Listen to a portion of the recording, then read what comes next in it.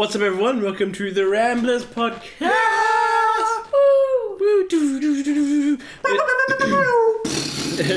Fireworks, shit like that. So, what?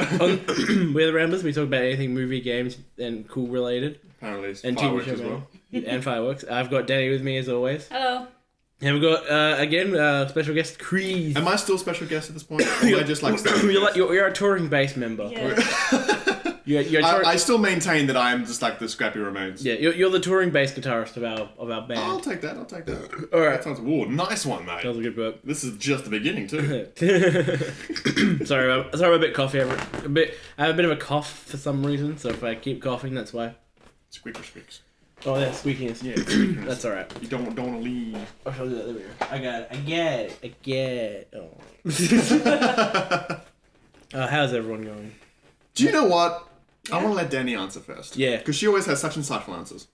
I'm feeling fantastic. Oh, wow, it's not sad this time. It's not like, oh, I'm fine, I'm coping, I hate my life. Do you want to know why?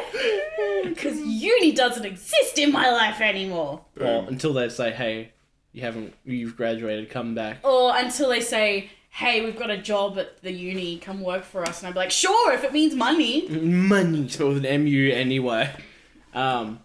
Chris, I believe you're a proud owner of an iPhone X. I'm not using it right now. Listen, here's the. You know what? Stop judging me. Right? I feel the judgment coming already, and we're about 2 minutes in, and I feel the judgment. And you know what? It's a good phone. I'm gonna keep using it. Fuck all of you. I don't care what you think. Yeah, for sure, it is a pretty cool phone. It is a pretty cool phone. I've had like literally 2 hours with it, and I'm loving it so far. We're gonna find ways to keep integrating into the podcast. It's like, man, this person's really in the 1%. Much like Chris and his iPhone. Oh no! Please do that. All right. So this we took a bit of a week break, or a 1 week break because last week uni was a very hectic situation. We were all wrapping up a lot of our assignments. Some of us are still studying for exams and have iPhone X's. Oh, you're really just okay. Is this how we're gonna do it? I'm ready now. I'm ready. I'm ready. I'm getting ready for this. But anyway, so we got that. So we're back. But like so, for the last few podcasts, we've kept saying, oh, it's a bit of a slow news week this week. The 1 week we took off, Jesus. So many fucking things were it's... announced, shown off, elaborated, and disappointingly rumored. Hints for what we're going to be talking about. So we're going to talk about... This is going to be a half podcast. So half of it's going to be news. We're going to be talking about what interested us from the Paris Games Week show from... was that what it's called? The Paris Games Week? Yeah. Oh, sweet. So it was a PlayStation convention in Paris. And they showed off new game stuff. We're going to about that. We're going to be talking about the rumours of a possible Lord of the Rings TV show. Which is news to me. Yes. And that's going to be something of a great discussion because all three of us... A huge Lord of the Rings fan. Oh, yes. Huge fans. Understatement. We're obnoxiously huge fans. Yes. And the last thing we're going to talk about is the fact that Rian Johnson is now spearheading a new trilogy of Star Wars films and possibly a TV show. Yeah. Well, he's not doing the TV show, but he is definitely doing the trilogy. Well, at least he's starting. He's going to write and direct the first one. Yes. And then they'll probably bring in some new talent for the other two. Yeah. And then the last thing we're talking about, we're going to do a spoiler-free and spoiler-filled review of Thor Ragnarok, the newest film from Marvel from the MCU. So yeah, sorry we had to. I was going to apologise for giving a review late, except we haven't. You guys and all over apart from Australia are just getting it late. Yep. Yeah. Where Australians are the best. Because Australians, according to Thor Ragnarok. That movie's got a lot of to every Marvel movie actually. Yeah. Yeah.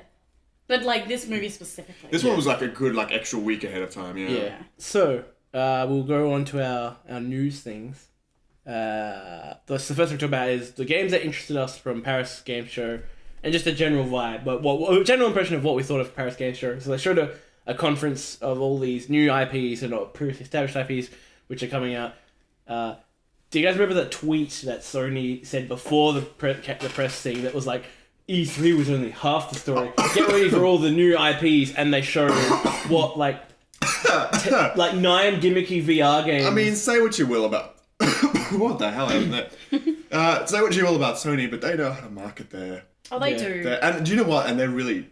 I see. They know how to get hype. They did, but because I the general consensus for us Also, what'd you put in the salad, Danny? We're all starting coughing. Yeah, no, I don't know. It must be the lettuce. So we're all dying now. I don't think it was the salad. I think the Alright, well, I've just got my collection of tweets that I've just liked on Twitter, so this has got all the list of games. So... Yeah, but anyway, that's a good but idea. the whole thing is like we were at least for me. I'm pretty sure it's the same with you, Dan. I'm pretty sure it's the same with you, Chris. Sony's last E3 press conference, we were like, because There they was some didn't. good They didn't things. show a lot. They showed more than half of it was shit we've already known is happening. Stuff we've already seen quite a lot of.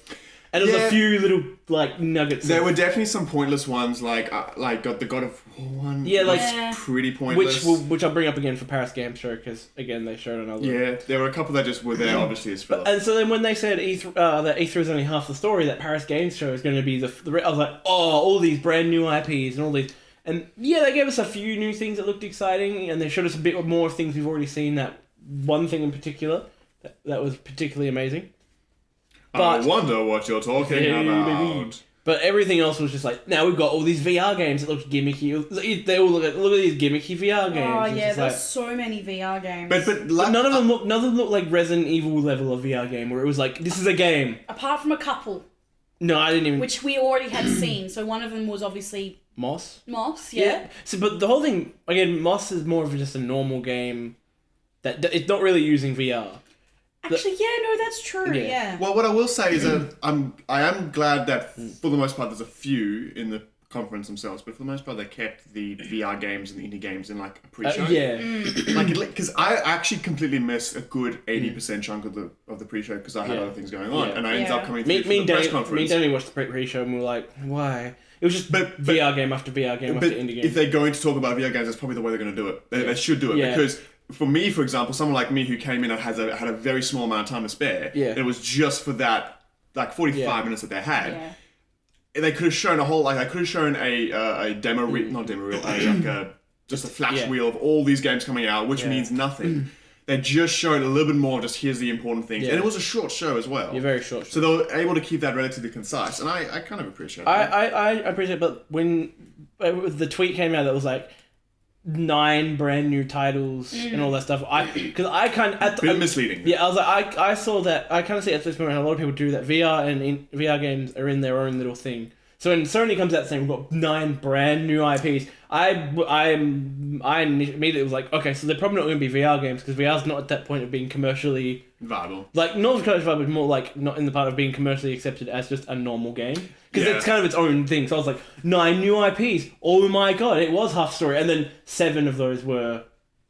Well, that's like what were Microsoft VR did games. Yeah. for the E3. I don't know, like they said earlier, we've got like 41 original new IPs that were showing off, and a good 25 of them were shown off in a flash wheel. Yeah. And that's it. That's what they was like. Yeah, we got like above 40, and then Yeah. they only show like half of them, like in any depth. Yes, but okay, so we'll move on to things that stood out. At least from us personally. So, I can't remember the order of which they were showed. So I well- actually have the order. So the very first... Well, I know which one I think is the first one, and I want to talk about that. If Yeah. it's Ghosts of Oh, Ghost of Tsushima.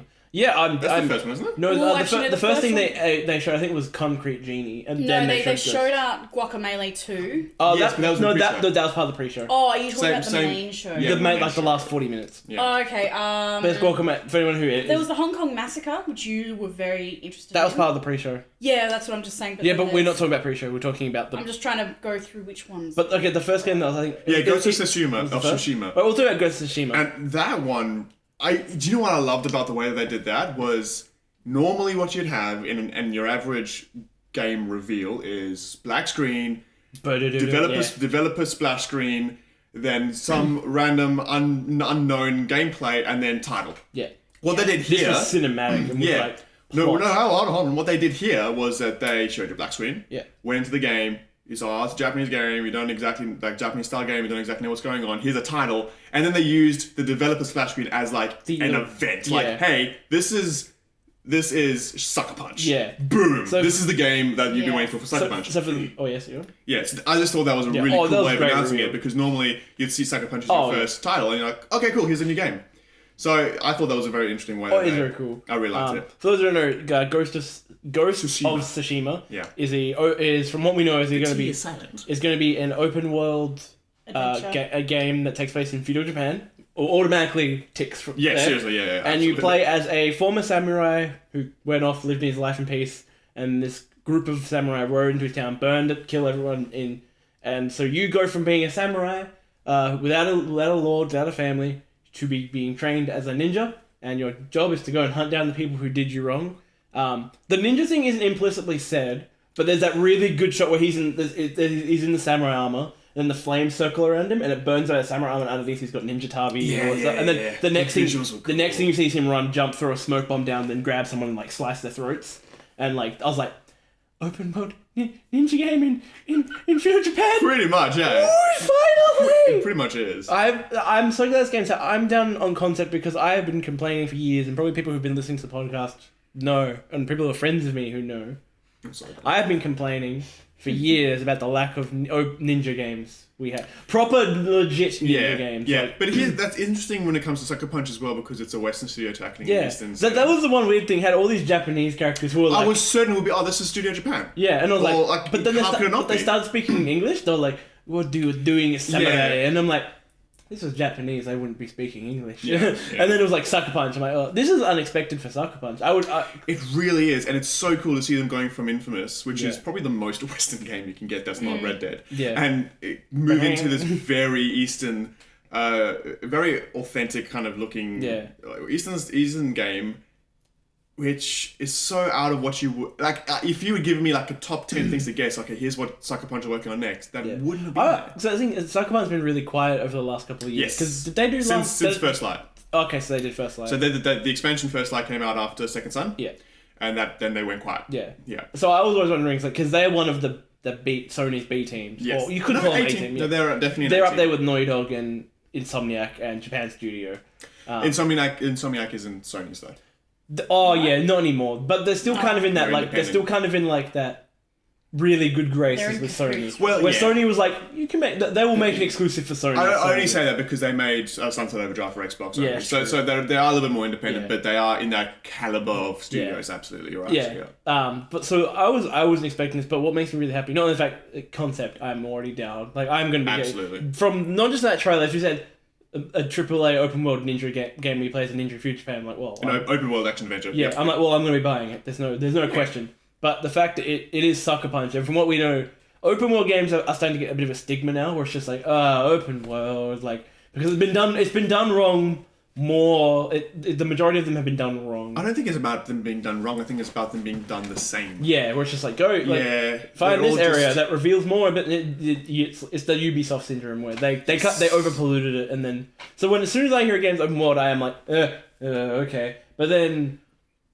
Sucker Punch is heading this up, and Sucker Punch are really good at open world from what we've seen. Like the Sly Cooper 2 and 3 are open world games. The Infamous games are really good open world games, and this is going to be an open world game in feudal Japan, and also an open world game in feudal Japan. Also, can we just breathe that in for a moment? Yeah, that's going to be so beautiful. Like you guys didn't play Neo, did you? No. That game, it was a mission based little section game, but that game graphically and stylistically was beautiful, and it took place in feudal Japan, and it was like, and then me and my buddy Sean, who's been on the podcast a few times, we have both just felt like what we would give for a AAA open world game that takes place in feudal Japan, whether it be you control a samurai or a ninja.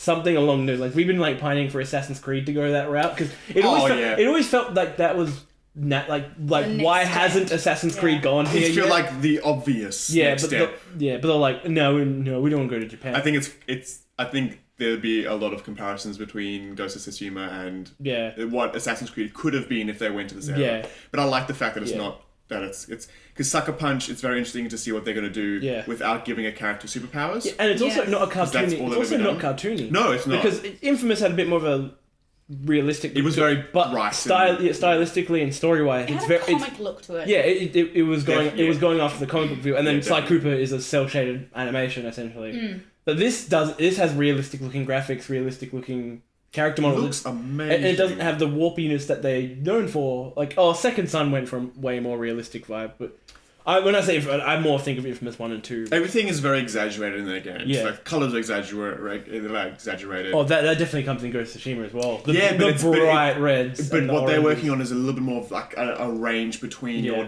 whites and your darks, where in their past games it's very much like light.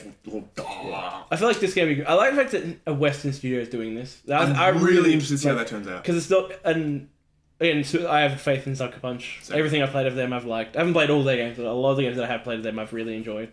But that's cool. I like that, and also just open world game in Feudal Japan where you play a ninja. Like that would be so good. We have to stealth around through like all these areas, and That is like definitely something that I don't think they've done a lot of. I've been complaining for years about the lack of not open world, just ninja games in general. Because like we had Ninja Gaiden, but those are hack and slash games. Like I was gonna say like it's very easy to make a ninja game that's very much like hack and slash or very much like DMC in that kind of style. Like the last one I played, there could be another that I've forgotten about. Oh, there's a 2D side scroll. I can't remember what it's called, but it was like a kind of futuristic ninja game. I think I can't remember what it's called, but there was a game like that. I know what you're talking about. Yeah, that was apparently ridiculously good. But the oldest one that I can think of, and I played one of them recently, was the Tenchu series. That's the only big name series that went for the whole not open world but ninja game that was purely based on stealth, purely based on actually being a ninja. And I'm glad that Ghost of Tsushima is doing the same thing. I'm like, yes, thank you, my prayers have been answered. I'm very, very, very pumped for it. I don't think I'm as like immediately like, I'm on board as you are. It's also right up. It's right up my wheelhouse. Yeah, I need to see some gameplay of that before I get convinced because I'll be interested to see where Sucker Punch go if they end up giving him some kind of like some kind of and I go quote unquote powers in the sense that it suits whatever the law is, but.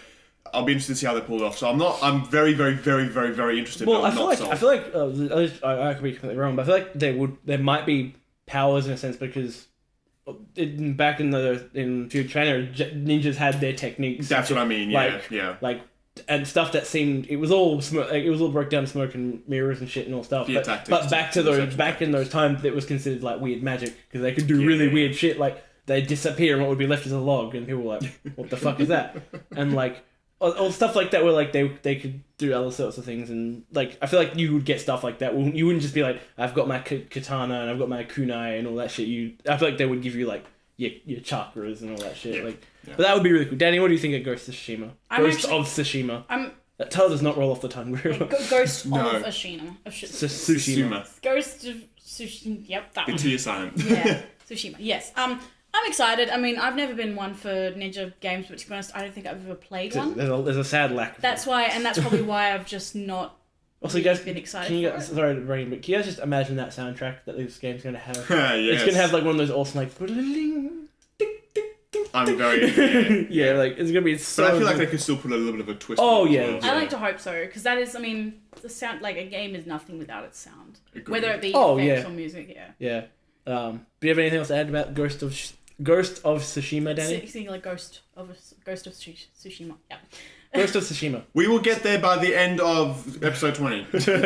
Ghost of Tsushima. Yeah. There we go. There we go, not bad. How many times have we said this? It's because I was reading it. Yeah. Ghost of Tsushima. But yeah, no, Chatted. I'm excited. Yeah, I'm interested to see what it is. I might see what you think of it first, Kai, before I get it. We'll see.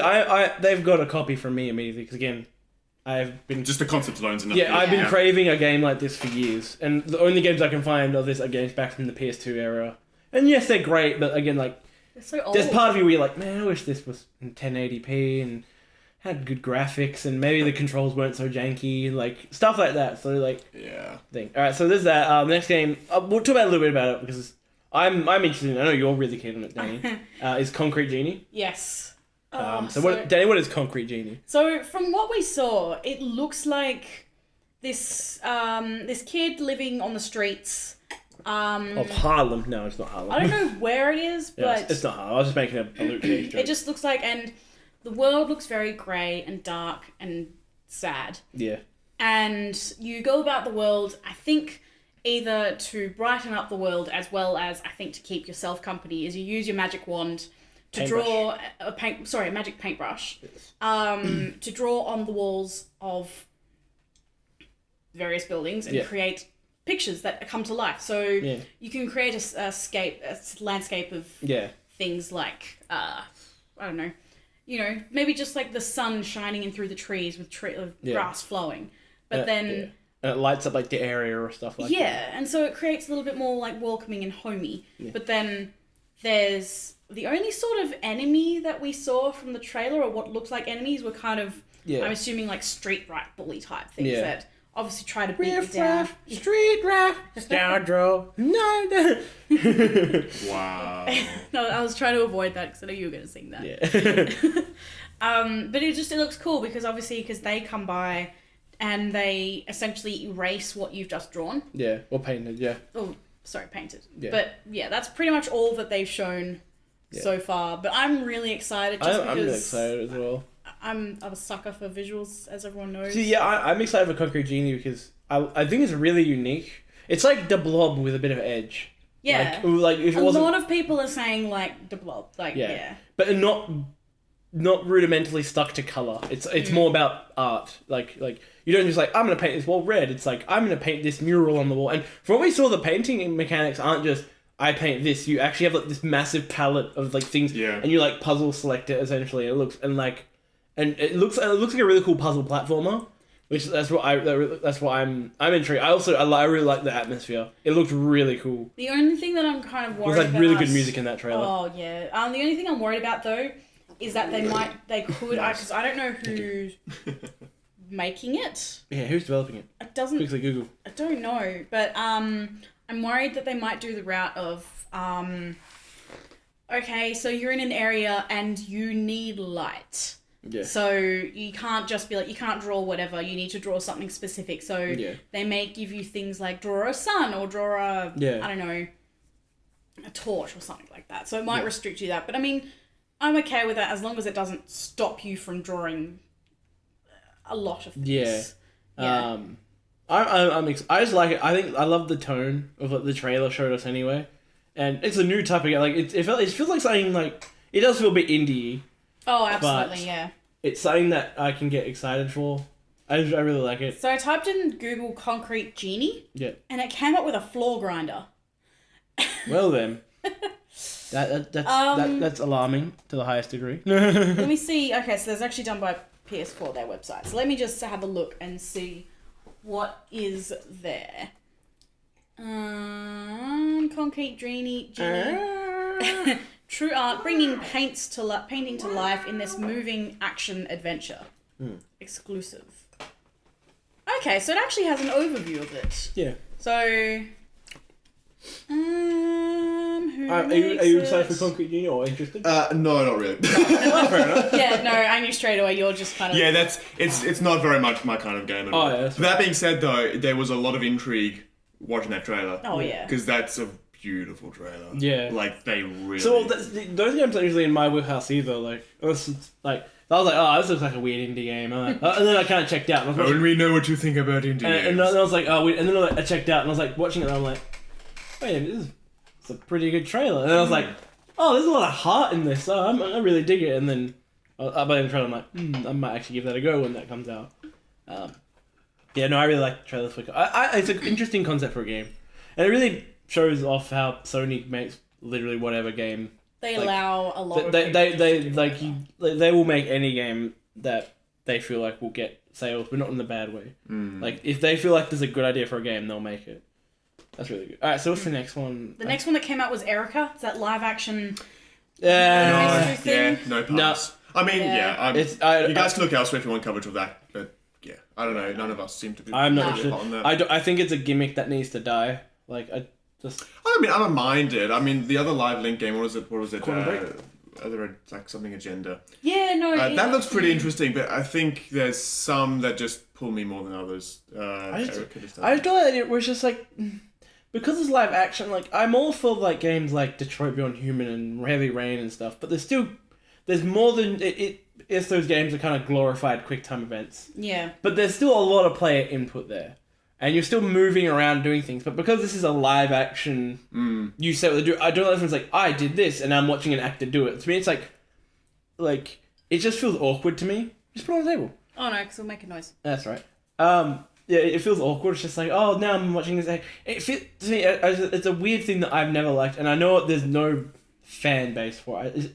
From what I feel like, I've never heard someone be like, oh, have you guys seen about, like... Well, I feel like it's probably not for gamers. Yeah. No. I think it's for, when you've got an entertainment console for the family and it's just, hey, do you want to get a couple of people over who don't necessarily have to be gamers and do this kind of step-by-step play. This is something that story. This is something that game companies have been trying to do for a while. The whole live action thing, even back in like the Sega CD days. Oh, absolutely. There was like Night Attack and stuff, where it's like Wing Commander had it. yeah, Wing Commander had it and Yeah. stuff. But, like, and some like Command and Conquer had the live action cutscenes, but those were cutscenes, and those were kind of cool. But and then Quantum Break had like the weird mini series that was in the game. Yeah, that's I like. That I was don't a mind bit, that. I didn't mind it, but there was a disconnect between game and story.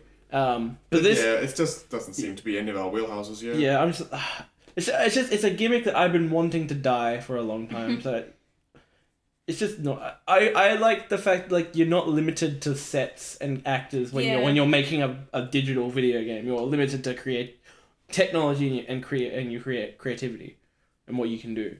But this is just like, oh, we're gonna film this. Oh, because of how much shit they're gonna have to refilm. The game's not gonna be a very big game. It's gonna be like a 5-6 hour long game. Oh, not because the amount of stuff that if it was gonna have lots of player choice, the amount of stuff they would have to film would be insane. That would be quite intense. But also on a narrative level, the story just wasn't intriguing. I was just like, all right, cool, whatever. Like, eh.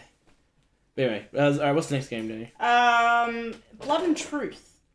That's a VR game. Which is PSVR game. Yeah. It says it's a PSVR action game set in the grit and glamour of London. If you guys remember the demo that was released, I think it's called London Heist for the PSVR when it first came out. You get like a demo disc of a whole bunch of short little experience, like 20-minute experiences. Top down one? No. It's the one where like you're in the getaway car and you're actually going and you're robbing a bank. Where you're driving through the getaway car and you can shoot out the windows and shoot out cops and stuff like that. Yeah. This feels like the full game of what that was. Yeah. I mean, listen, if I had a PSVR, this would probably be on the top of my list because there's very few of those experiences out there for VR at the moment. But none of us. I'm not convinced on VR totally yet, No. so we'll have. To Oh, neither am I. I'm not gonna be suckered into being an early adopter. Like I want it to be. Leave it. It's fine. I'm gonna charge my phone. Okay. I want to get VR when it's more or less perfected. Yeah. When it's like it's not gimmicky. When all the games that are made for VR are games that are focusing on making a video game experience more than making a VR experience, because like a lot of VR games are gimmicky. Where it's just like this one you can look around while doing this. Just like all right. Like I don't find any of that. That's just me. I know there's a lot of people that probably do find those mini VR games very entertaining, but I don't. But that's why I haven't gotten VR. And I think, and also money. Yeah. It's very expensive. Yes. What's the next game? Next one. It's not a VR game. The Destiny 2 skip expansion. Skip. Yeah, Next one. I do not give a fuck. Now. And I'm sorry if you do care about Destiny. Nobody on this podcast does. Very funny one, because we were there going, we were like, why is Aloy in this game? Why does it look why does it look like that was odd. So Monster Hunter is getting, I think, a I don't know, it must be like a free DLC or like a free DLC or something like that. Yeah, where you can play as Aloy for Monster Hunter World, the new one, and you get a little robot head for their palico. Yeah. Which is just, it's really cute. Wasn't a robotic palico? I'm pretty sure it was a robotic palico. It had like a robotic head. No, it had a full robotic body from what I saw. I don't know, I could be wrong. I don't know, but that's just... it's kind of cool. It is, it's very cute, and I'm excited, because, I mean, It's weird seeing Aloy, who has, like, the Horizon Zero Dawn, like, going from the Horizon Zero Dawn, like, really fluid and millions of animations a second, to the, not static, but to the quick animations of Monster Hunter World, because they do quick animations, so there's not many time between. Like it's the animation to animation to animation. That's where Horizon was trying to be a fluid experience. It's alright, you make noise. Well, I broke it now. I might as well keep going then. No. Well, I broke the sound barrier, so I might as well keep going. But it's like Horizon Zero Dawn's got the really smooth animations where everything's really smooth and beautiful. As with Monster Hunter World, it's got smooth animation, but they do the quick between animations for gameplay reasons. Yeah. And it's really weird seeing Aloy go into that, which is like, and then like... Because we were looking at it and we were kind of so confused, because like, that looks like... I mean, this is obviously Monster Hunter World. Yeah. Yeah. But... Why is Aloy here? But Aloy's here and that's kind of completely thrown me off right now. Yeah, but then we were like, is there like a DLC for Horizon Zero Dawn that maybe she goes into nature world. But yeah, no. So that's a new I thing. think it's cool. I'm excited. It might be a way to get also people who aren't familiar with Monster Hunter to get into This Monster is Hunter. very clearly becoming the most accessible Monster Hunter Yeah, game, but which not in a negative way. I know there's a lot of Monster Hunter fans from what I've seen out there who are like, oh no, it's changing, like making it so accessible. It's like, You have to be there's no willing to change it. To be honest, I don't see issue with that. To be honest, I've always found Monster Hunter to be one of those games where it's like not enough people play it. Where it's like a lot, like it's just like it's one of those games. Appreciated. Yeah, and if they're making it more accessible for everyone, but keeping the core of what a Monster Hunter game is, then all for it. I'm all for it. I'd love to see other people experience Monster Hunter. Oh, I'd love. Yeah, that'd be awesome. So Aloy is obviously a step in that direction. We're like, hey, Horizon's really popular. She's a hunter. Put her in Monster Hunter. Yeah. Yeah, you get that little bit more Also, you get a robotic recognizable figure. You get a robotic pelico. Like, I know, I don't that's see what the just problem is adorable. here. What's the next thing, Danny? Next big thing. Next big thing. Well, it is the big thing. It's an announcement for Call of Duty, but I don't think. Wait, what Call of Duty? Yeah, then next DLC. No, skip. Yeah. No, it was Call of Duty World War II. Skip. This was before it. Okay. Skip. Next one. Prepare to feel the rush on Rush. Skip. Really? It's that like sidewise, like that side-scrolling car racing. Skip. Okay. And some new God of War gameplay. Oh, we'll talk about that quickly. Not very interesting and I important. mean, listen, it was interesting, Yeah. but it wasn't necessary. It was pointless. Yeah. Because It was only a minute long as well. It's not the first time we've seen gameplay. It's not the first time we've seen combat. It's not the first time we've seen interaction between Kratos and. Yeah. Remind me what's his first name again? Atreus. Atreus. It's not the first time we've seen any of that. This was more. All it did in the end was get me frustrated because it was so clear. Like here's like a good 30-second chunk of gameplay. Here's a title, and here's a release. No release date. Yeah, and it just no, felt like it wasn't. felt cheap. Yeah, it really just felt like it was was- clearly. For me, it was like, well, this is a very short gameplay clip, but they're clearly just putting in there so they can give us a release date. Yeah. And then they didn't. And It's they like, didn't. well, what was the And it's point like of it's like that? and it's like, oh, we're doing it to keep everyone aware of God of War. Everyone is Everyone aware knows. of. Like, it's one of the most anticipated games of next year. It is my most anticipated game of next year. Unless they're trying to get new audience players, which I the don't only think. thing that but in them they've had bigger and better and more elaborate show-offs than this. This was a 30-second Yes, gameplay clip. yes. And the only thing I kind of gleamed on is, again, the combat is still very God of War-y. It's still fast-paced. It's It From a still... very is. different perspective, Yeah, though, yeah. but at the same time, we've got that from the other trailers. Like, I was like, wait a minute, the other trailer showed us that the combat is still very God of War. So what am I... See, I got very mad when the trailer came out. I was like, oh, maybe there's a release date. Nah. Yeah. It just says I mean, I That's think definitely- Early it it 2018. almost feels like that was the intent, and then one of the execs came and said, but we've got PSX in December, leave it till then. Yeah. I don't know. And It just felt pointless. I don't want them to show off God of War too much because then it will get to the point where it's just like it gets obnoxious. Where it's Yeah. like, yeah, we know, guys, come on, stop. I feel like And that's kind of my gist with Sony at the moment. Where it's like they keep showing us shit we've already seen. I'm Yeah. like, we know, we sold, leave it. my feeling is that once they announce the release, which I'm hoping is going to be, February, February to March, yeah. after PSX, there won't be much that they're going to show aside from that. I hope That's my not. fingers crossed because there's very Because little. I don't known want it about spoiled. this game. Yeah. Yeah, same I mean, to here. be honest, Yeah. it's a lot easier for a game trailer to be avoided than a movie trailer, for example. Like, because, I feel like they're all the same amount of. But no, difficult it, Depends on it's how more interested like, you are. it's more on your access. So you can see a game trailer on social media, on like Facebook and Twitter and Instagram and stuff like that. But you can easily scroll past it. Whereas if you see a movie trailer in the cinemas, to avoid it, you have to block it, even if you're not going Yeah, to see that's it. true. Oh, okay, Ears that's and true. cover your eyes. That is true. Yeah. Mind you, to be fair, they have been advertising a few like high-end popular games in the cinemas lately, but that's They've more been like... doing that. They've been doing that for years, though. Yeah, but they're more doing that for like the God of War, the Call of Duties and Yeah, stuff. but they've done it for years. Yeah, no, Like, but I'm just for saying... literal years. Yeah, but the good thing is that a lot of the time it's more just for hype, I guess. Yeah. Yeah. Alright, the next thing But yes, was the next thing Spider-Man. No, the next thing was Shadow of Colossus. Nah. I don't have much to say about it other than the fact that It looks is really good. gorgeous. And, Oh, absolutely. And who's again? It's Blue. Who's the? I don't know who does it.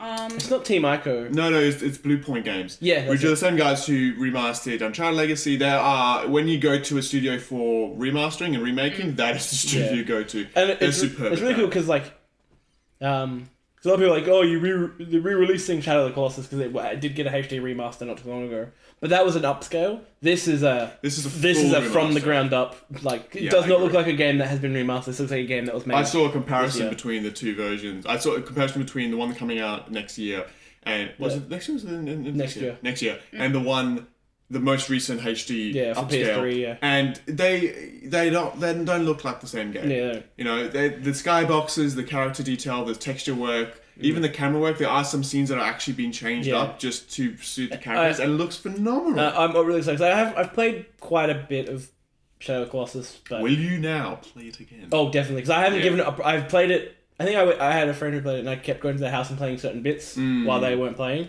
So like, I've done a few. I haven't properly sat down and been like, I'm going to experience Shadow of the Colossus because it is a very soul experience. It's a very despite it's about going and hunting down monsters. It's like a lot of like drama and soul crushing in that game, which is why I love it as well. So I'm really excited to like go back and play a very shiny version, and all that stuff. The next one is Spider-Man, isn't it? Yes, that's correct. They've actually not been on the list here, so I don't know where it is, but yes, Spider-Man. Yes, so there was a new Spider-Man trailer, which at first I was like, because we've seen quite a bit of Spider-Man now. At first I was It feels like we had the first teaser last year, and then it was we got the nothing. gameplay. Then we got the gameplay. And then 1 year later, suddenly they got like they've clearly come a far way in that 1 year, and they're going, okay, we've got a lot to show you. And I love this new trailer because was amazing. It was a story-based trailer. Because the last ones have been gameplay-based trailers. This one was like, no, here's the themes we're going for in terms of story. Yeah. And I love the fact it's got the from that opening bit where it's got Peter Parker like maybe the like. Not like, oh, maybe the world doesn't need Spider-Man. It's like, maybe they don't need Spider-Man anymore. Like, well, I want to hang maybe up. I get a break. Yeah, and I really like that aspect. It has been explored in comics, obviously, but no movie or TV show no form of media that isn't the comic books hasn't explored Peter Parker getting the I'm sick of being a hero gist, where he's just like, I don't need to do it anymore. Well, there was Spider-Man 2. That was because that wasn't necessarily like he's mentally done with it. That was because he was juggling too many things at once, and essentially his body shut down because of it. Yeah. Well, this is him electing to be like, no. My kind of perception of this trailer was that it's going to tell a Peter Parker story as Spider-Man, not as all other video games in the area have done, a Spider-Man story as Peter Parker. Yeah. So where the primary character you're playing is Peter Parker, who puts on a suit and happens to shoot webs out of his hands. It's kind of like what Chris instead of being a superhero who also happens to be this kid who's really. And I like the fact that Spider-Man, he's been from the trailer he's been in he's been in the role for a long time now. Because I think it was a decade at this point. Yeah, like King, because he's older as well. He doesn't look like a teenager. He looks like an adult. I think he's mid-20s. So he's been doing this for about a decade. Yeah, and Kingpin was in this trailer. He's like, "Oh, you brought me in again." Osborn. Yeah, and I was like, "That's cool." I just love the theme. Love the theme of this trailer. It was really good. And also, what do you guys think of we've seen him before, but the villain of this game? I love him because he's so obscure. Yeah. And if you pull anyone who's excited for this game aside, 99% of them will say, "Who?" when you say Mr. Negative. Yeah. So many people have no clue what this is, and that's so cool. I have no idea. Because Green Goblin's been done, Doc Oct's been done, Venom's been done. We all know these characters back to front. Getting this kind of very obscure villain out there, they have a lot more they can play with him because very few people know who he is. Yeah, I like to and the idea of his duality being this, I think it's homeless care shelter run. A friend of Peter Parker's as well. Friend of Peter Which Parker, has been done a million times. The boss of Aunt May. And then this other side of him, which is this villain. They are within the same body, but they're not the same person. It's like two-faced. It's very much a contrast between Peter Parker and his Spider-Man.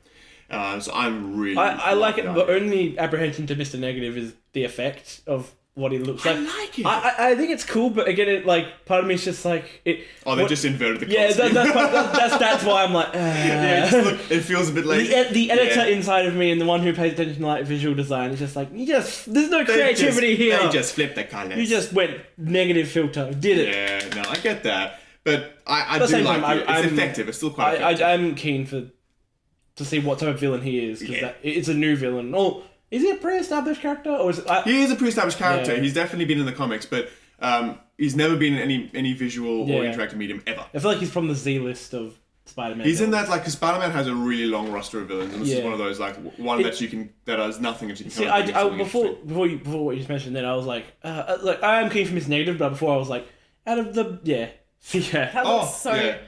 It looks a bit really weird. It just looked just like they before I was like a Negative is cool enough, but I was like Spider-Man has one of the best rogues galleries of all comic book heroes. He has one of the best. He does. But at the same time, when you brought that up, I'm like, we know a lot about Spider-Man's villains though, and I like the fact this is a new character we don't know a lot about. Absolutely, yeah. And that's what made me go, okay, yeah, like I'm more aboard for this now than I was before. Also, did you guys spot the moment where you play as Mary Jane Yes. in the trailer? Yeah. So I like, there was a scene where you very clearly play as Mary Jane. So I'm very interested to see in what other kind of slips they can pull on us in terms of character. They also moments. mentioned they mentioned Miles Morales in this trailer. Yep. They did too, yeah. Yeah, so And they're going straight. They're not like the little tease at the end of the last gameplay chunk we got at E3.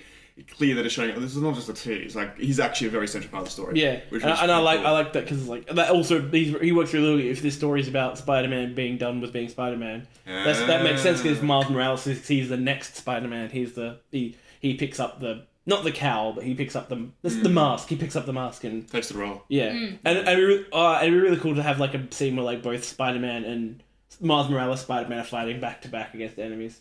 Yeah, that would be really cool actually. Yeah. And the cool little new design on Spider-Man there. I wonder what cool new design they're going to do for Miles Morales as Spider-Man. Yeah, that's cool. White This trailer was cool. When I first saw Spider-Man, I'm like, oh yeah, but we've seen a lot. And then I was like, all I really want to see more is see what some of the open world exploration We've is like. seen a lot, but we've seen a lot of the same area. Yeah. Yes. So that's what actually gets me quite interested is that we haven't actually seen much of, as you said, the open world kind of exploration. I've got all the story I need because Yep. that's enough to sell me.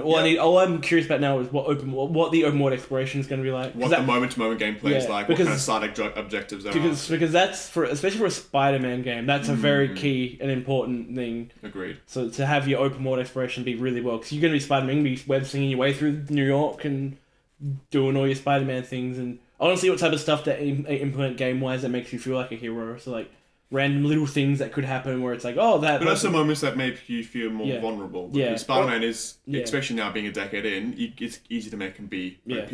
Yeah. So it'd be nice to see if they can bring him down. The combat looked a bit Batman-y. It is very much Batman-y. Which I don't see. Which I liked. But at the same, I can't think of a better alternative for Spider-Man. Yeah. Because he is all about sensing, acrobatics, and reacting. Yes. Sensing, reacting, aerobatics, kind of flashy style. I can't really envision another gameplay style that is established that'll work. The best way to describe what this game looks like, it's Batman, one of the Arkham games, but you take away the grim tone and replace it with a Spider-Man tone, and which I think I have no complaints with that. Yeah, because that's really cool because it's just like it's not all about being grim. It's like it's about being a hero, not getting vengeance or anything. That's what Spider-Man is, and I really like that. Did you have anything else you want to add about Spider-Man, Danny? I'm actually not that fussed about this game, honestly. Really? Because I'm really excited. I don't know what it is. It's just it hasn't grabbed me. Like I see it and it looks really cool, but for some reason I don't know. Maybe because I had a bad experience with Spider. No. You raped me in the closet. No. I remember I got given for a gift a PS2 Spider-Man game. And I got terrified of the death animation, and when his scream every time it dies and the black. Oh, you've been traumatized. No, I don't think that's why. But it's just. I think it might be. I'm just not particularly fussed with Spider-Man. Yeah, fair enough. Like, I mean, I just see it and I'm like, I should be excited because it's very much like I liked the Batman Arkham series, and that's very much in the same vein in that you can use like various strings of shit web. And actually pull. Would you say shit? I mean, come on. If you're gonna use toilet humor when it comes to web, why would you use shit? Yeah. The semen joke is right there. Yeah, actually. Have you guys seen the thing from the comics where Mary Jane gets cancer because of all the times her and Peter Parker have had sex, and because he's technically radioactive? His jizz essentially gave her cancer. It's a comic book, like it's in the comics, but not in like a weird way. It's like that's actually in like one of his arcs, and I'm like, I can't believe Marvel went there. Like what are we gonna do to Mary Jane? Well, this technically, is why you gotta use protection, kids. I think that's one of the things about Spider-Man is very lighthearted, and I think for some people, I don't know, that could be why you're maybe not as interested as you were. Say, for example, the Batman games is because you're playing this very strong, stoic, confident character, and then you kind of flip that over to Spider-Man, who for some people can become very grating. See, I can He's joking, he's high attitude, he's high octane. Sometimes they'd be like, all right, that didn't land, that joke wasn't funny, okay, that's just corny. For some people, it just doesn't work. Yeah. I mean, even if the moment to moment can be very similar to what Batman is, it's that attitude in between is just not I think grabbing it's you. also the actual character. And I think it's also I like Batman. Might be a tonal shift for you because again, Batman, the Arkham games are dark. They're very Batman, they embrace it. Batman's going through some inner turmoil again, and like all that shit. But these are not light-hearted, but they're they're not light-hearted, but they're like very So like they're very, fuck. What is it? My brain's not working. They're very like essentially it's about being a hero, but not in a dark sense. That help? Yes, dude. They're very like bombastic and very like this is what like being Very showmanship. Yeah. Yes. And I personally, as much as I do love my dark shit, I prefer that because I like I like things that are like this is what the essence of being a hero is. This is what it is, but instead of unlike the Batman way where it's like these are the turmoils of being a hero and vengeance and murder. Yeah. I didn't ask for this. Yeah. That's why I like the Spider, and also I just like the ideology of Spider-Man. He's always been one of my favorite superheroes of all time. See, that may be another reason, because I've never been that fussed about Spider-Man. Yeah. I'll find it very interesting. Sorry to interrupt. Yeah, no. I'm finding very because you're very clearly going to get the game. Oh, fuck yes. I'm very interested to see how, if your reaction or interested in the changes watching him play. Yeah. To see if that'll change things at all. Because it could be one of those games that's more fun for you maybe to watch rather than play. Or it could be one of those things where you watch and you're like, okay, I need to play this. Like from that one set piece we saw where it's just like the helicopter flying and like knocking, and but you have to like get the things and save people and also keep up with the helicopter at the same time. And I was like, I don't give a fuck. This is a quick time event. This is insane. So, like, I mean, quick time events get a bad rap. Yeah, and I mean, often they're overused. Oh, yeah. But sometimes it allows you to focus on the I spectacle. prefer a quick time event to just sitting and watching something. Absolutely. I mean, I have at least had an input into what is happening. That's why I like the boss battles in God of War, for example, where you are in control, even though you just. But press... you can also fail, which is half the interesting Yes. part. That you can fail, and it's like, well, that cutscene took a dark turn because now I'm dead. Yeah, and also the Gives quick you some time, in investment. God of War, if you want to play, the quick time events are like a treat. Like you fought them. It's not like you do it straight away. You fought the monster To this point, yeah. And now your reward is you do a bit of a quick time event, and you get to get to watch gloriously kill this thing. To me, I don't. agree. When that circle comes, I'm not like, I'm like, oh, yes, I made it. Yeah, And the cool thing is that, I don't know if you've ever gotten it yet, but if you do fail, sometimes you do die, sometimes you just get flicked to the ground, and then you have to redo that thing again. And sometimes you do have to bring him back down to. But I do that low health again. I do understand that the hatred for quick time is because there has absolutely. been a lot of game devs who have overused it and they've used it like wrong. Resident Evil, the later like Resident Evil 4 to Resident Evil 6 did it the worst way. Also trying to kill a fly as well. Got it. Nah, guy. It's... Fake news. Oh fuck! Sorry, Max. Oh boy. Did you get him? I think so. It's alright, he'll be back. Yeah, I did. I got bug guts in my hand. Ew. Look at the spikes. It's just Sorry like, about that, bang. guys. All right, so the next game is, I believe, Now, is that the last? Yeah. it is the very last game. The most that they important, showed. the one that I was sitting at the computer like, what the fuck is this? And, yes. then I said things like, it might be this, because then at the end I was like, and then it was like, boom. So we were like sitting there. We're like, this game looks awesome. This game looks awesome. Oh, blah blah blah. The aliens are coming, and we're like, what the fuck? The aliens? The demons. The demons. That's I right, was yeah. convinced for a good 50% of that was the Days Gone trailer. Yep, and then but then the Yeah. graphics, I was like, this looks better than Days Gone. Yeah, there was a couple of things where I was like, that's not right, that's great. And then when they were dragging, I'm going to say it's Anna, even though it's not going to be Anna, dragging her along, and she had her ponytail hanging over her face. I thought, yeah. oh, that's a bandana, so it is Days Gone, but this looks really good for Days Gone. I know. And then it kept me guessing, It looks like something Naughty Dog is doing. Yeah, it looks like, what is going on here? And And then the last second you hear that. The clicker. the clickers, and all of us just burst into excitement. That was a So this great trailer moment. is for none other than The Last of Us chapter or part? Part two. Part I've two. never heard of this game before. What are you talking about? Oh, what is The Last of Us? Yeah, what is The Last of Us? I don't actually know.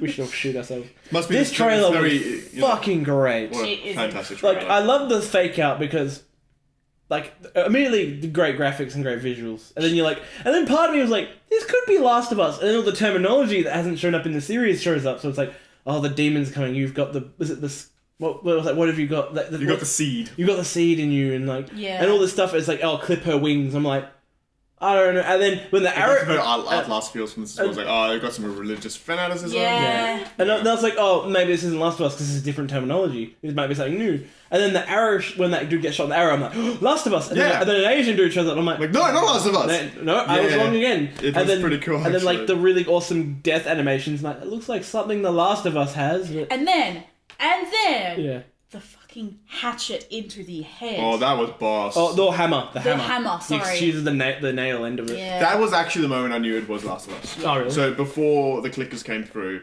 Even though that was like, well, at that point, That was the absolute confirmation. obvious, I was pretty certain, I was almost exactly certain once that hammer went through, because on Outbreak Day, which is Naughty Dog's celebration of when the outbreak happened in the original game, they released a teaser which was an arm holding a hammer, bloodied hammer. That's right. And on my mind, I thought it was like, that's Ellie's arm or that's Joel's arm. No, turns out it's this mysterious character we don't know.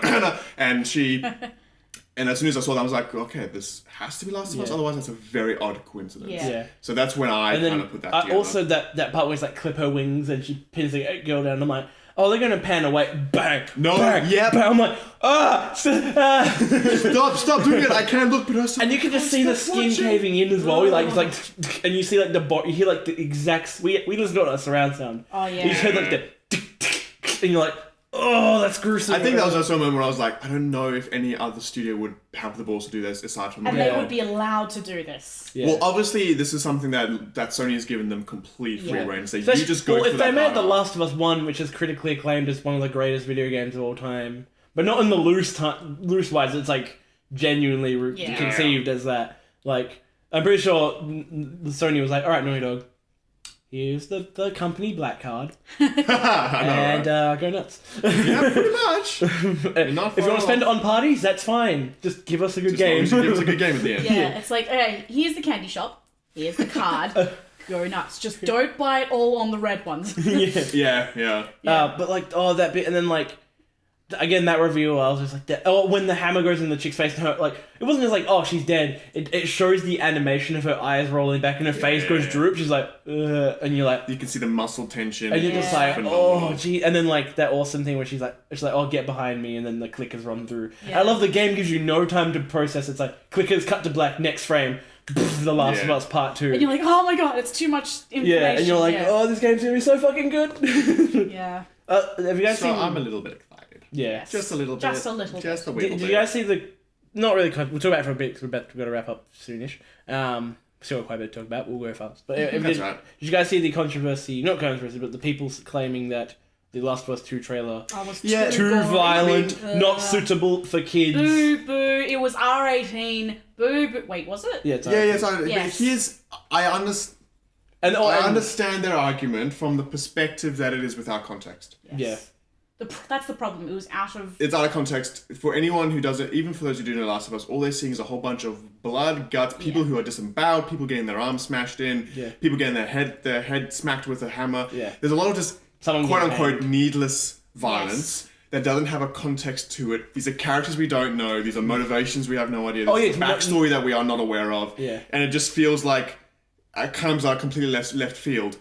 But obviously everyone knows that Naughty Dog is going to pull this together in a way that makes sense. Oh yeah, I think a lot of people they wouldn't show us this for no reason. Exactly. I just think a lot of people went at that saying, "Oh, I kind of expected them to show us a little bit more of the interplay between these characters." But for me, it shows the tone. It does. And that is the tone Last of Us set up perfectly in the first game. Yes, but at the same time, it's taken it to a new level because the writer Neil Druckmann, he's come out and said the first game, funnily enough, was about love. Yes. This game's about hate. Yeah. And if a game as violent as the first Last of Us is going to be about love, a game that's going to be about hate is going to go to a new level. Absolutely. This is just showing us like, hey, listen, take a step back, get comfortable, don't get food or water around you because you're in for a real tough ride. Yeah. This is just a taste. of Because they're not going to show us the worst of it in this trailer. Oh, no. This is a taste of the kind of things you're going to get in our game, just so you know. Yeah. That's my perspective on it. But I do get why people are coming out saying is this needless uncontextualized violence, because they're right. That makes sense, yeah. But they're right that it's uncontextualized. They're right that it's needless in that sense. Yeah. But for me, it's a tone piece more than anything else. And a bit of a tech. and that's by God, that was gorgeous. Oh, yeah. And there was also, like, the whole big thing where it's just, like, when there were people like, oh, it's not... Cause I saw a few things where it's, like, there was backlash from people in general, then there was backlash from people that were like, this, like, my kid saw this trailer, like, this is not kid-friendly, and I loved Naughty Dog's response. Like, this game is not for kids, it's for adults. Yep. And then people were like, and it's like, that's something, like, and that's what I'm thinking, it's like, this game, it really annoys me that there's still people in media and there's still people who still have the mindset that gaming is for kids. Yes. When statistically, and I don't like follow statistics all the time because it is numbers and you can't accurately measure anything with statistics. But most people who play video games aren't kids. They are between the demographic of about 23 to 34 years old. Those are the people who did play games when gaming was a kid's toy. Yes. And then now gaming has progressed faster than anything on the planet. And now it's those people who are now 30-year-olds or 20-year-olds who, I know I've had kids and stuff, but also like who've been playing games since NES days are like, oh hell yeah, I play. And yes, there is kids that do play games. There's teenagers that play games, and there's a lot of them. But the vast majority of people who play video games are adults. Yeah. Because it is, again, it's gone from being a kid's toy to being a medium of expressing art. Yes. And that's what I love about video games. It's a solely unique form of entertainment. But it also expresses art in a way no other thing can express art, which I love. But like that's why I love. It still annoys me that like there are still so many people who are like, this isn't suitable for kids. Blah blah blah blah. It's like it's fucking not for kids. Like it doesn't have to be suitable. For kids, It just because it's called the PlayStation doesn't mean it's like for kids to play on. It's for anyone. Yeah. Therefore, anyone of any age or maturity should be able to enjoy it. But doesn't mean everything has to be tailored for every single thing. That's why there is kids games like Minecraft and like Concrete Genie. That's kind of a kids game. But it's disguised as a kid. Oh, it can be. But then we have our games like Last of Us and like GTA and any games that aren't for kids, they're for us. Like Call of Duty.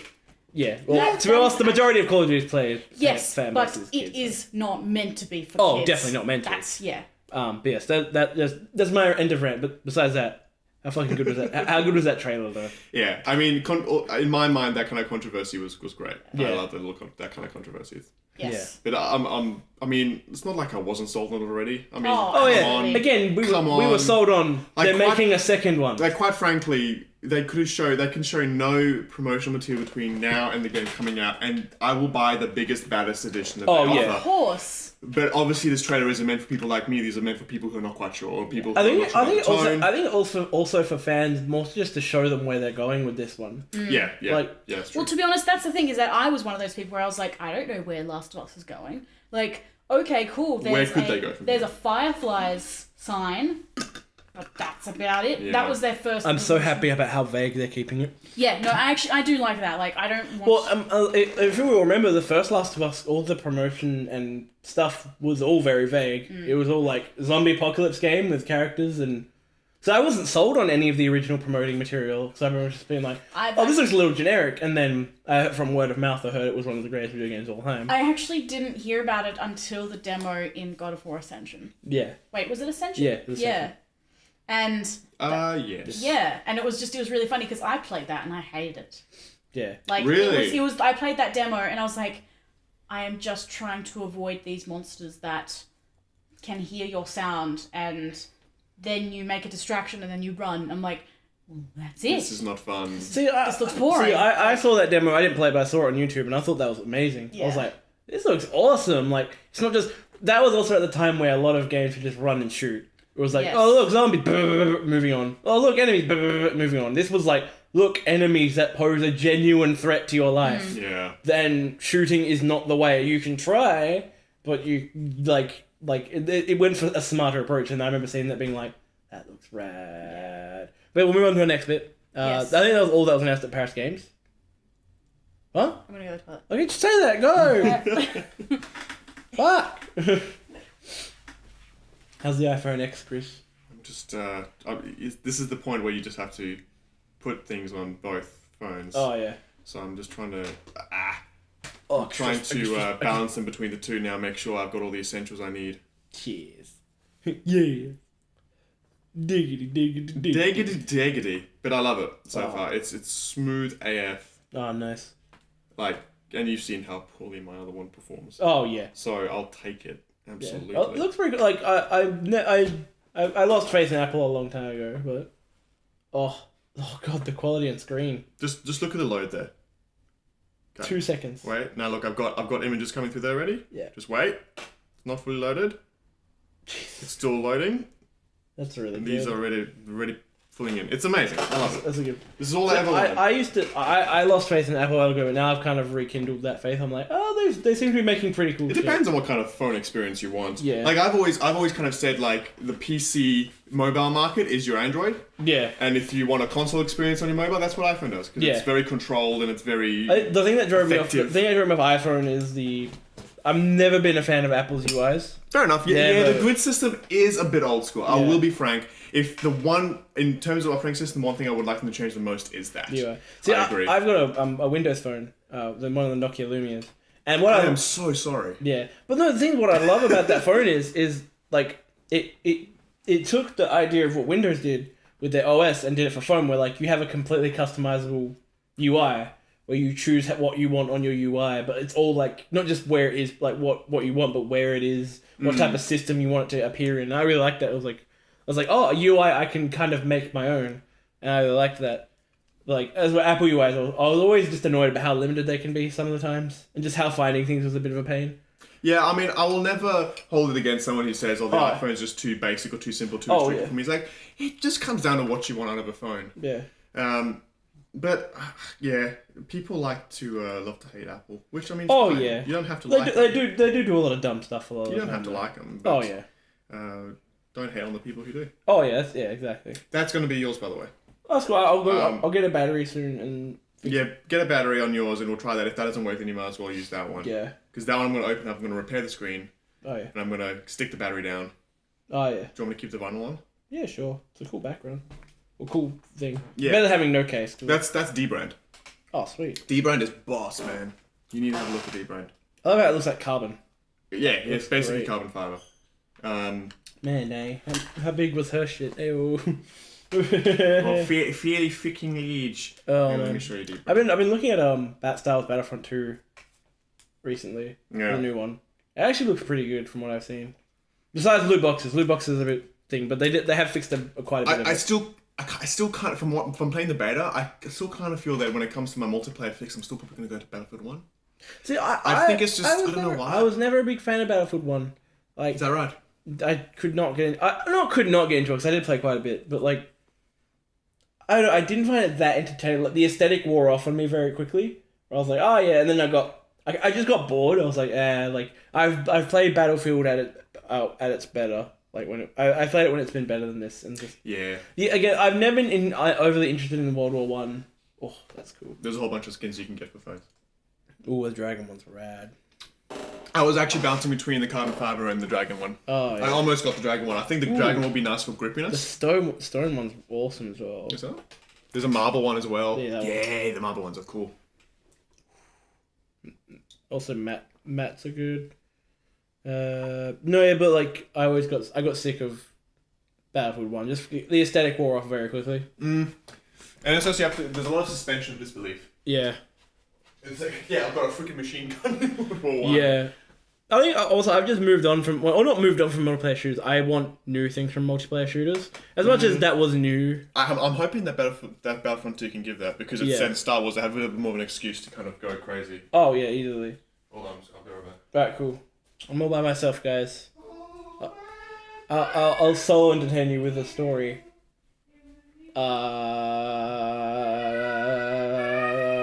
I'm probably gonna cut this out, to be honest. I don't know.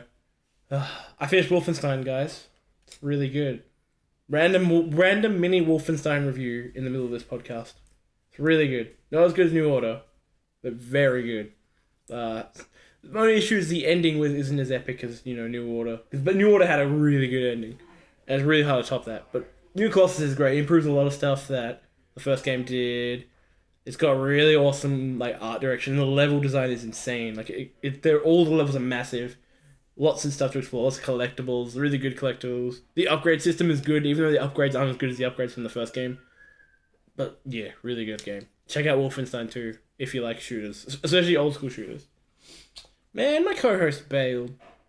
Where you at? Oh man. Fuck. We started watching. You getting tired of the sound of your own voice? Yes, I am. I'm pretty sure the audience is going to be as well. Daddy! Hurry the fuck up!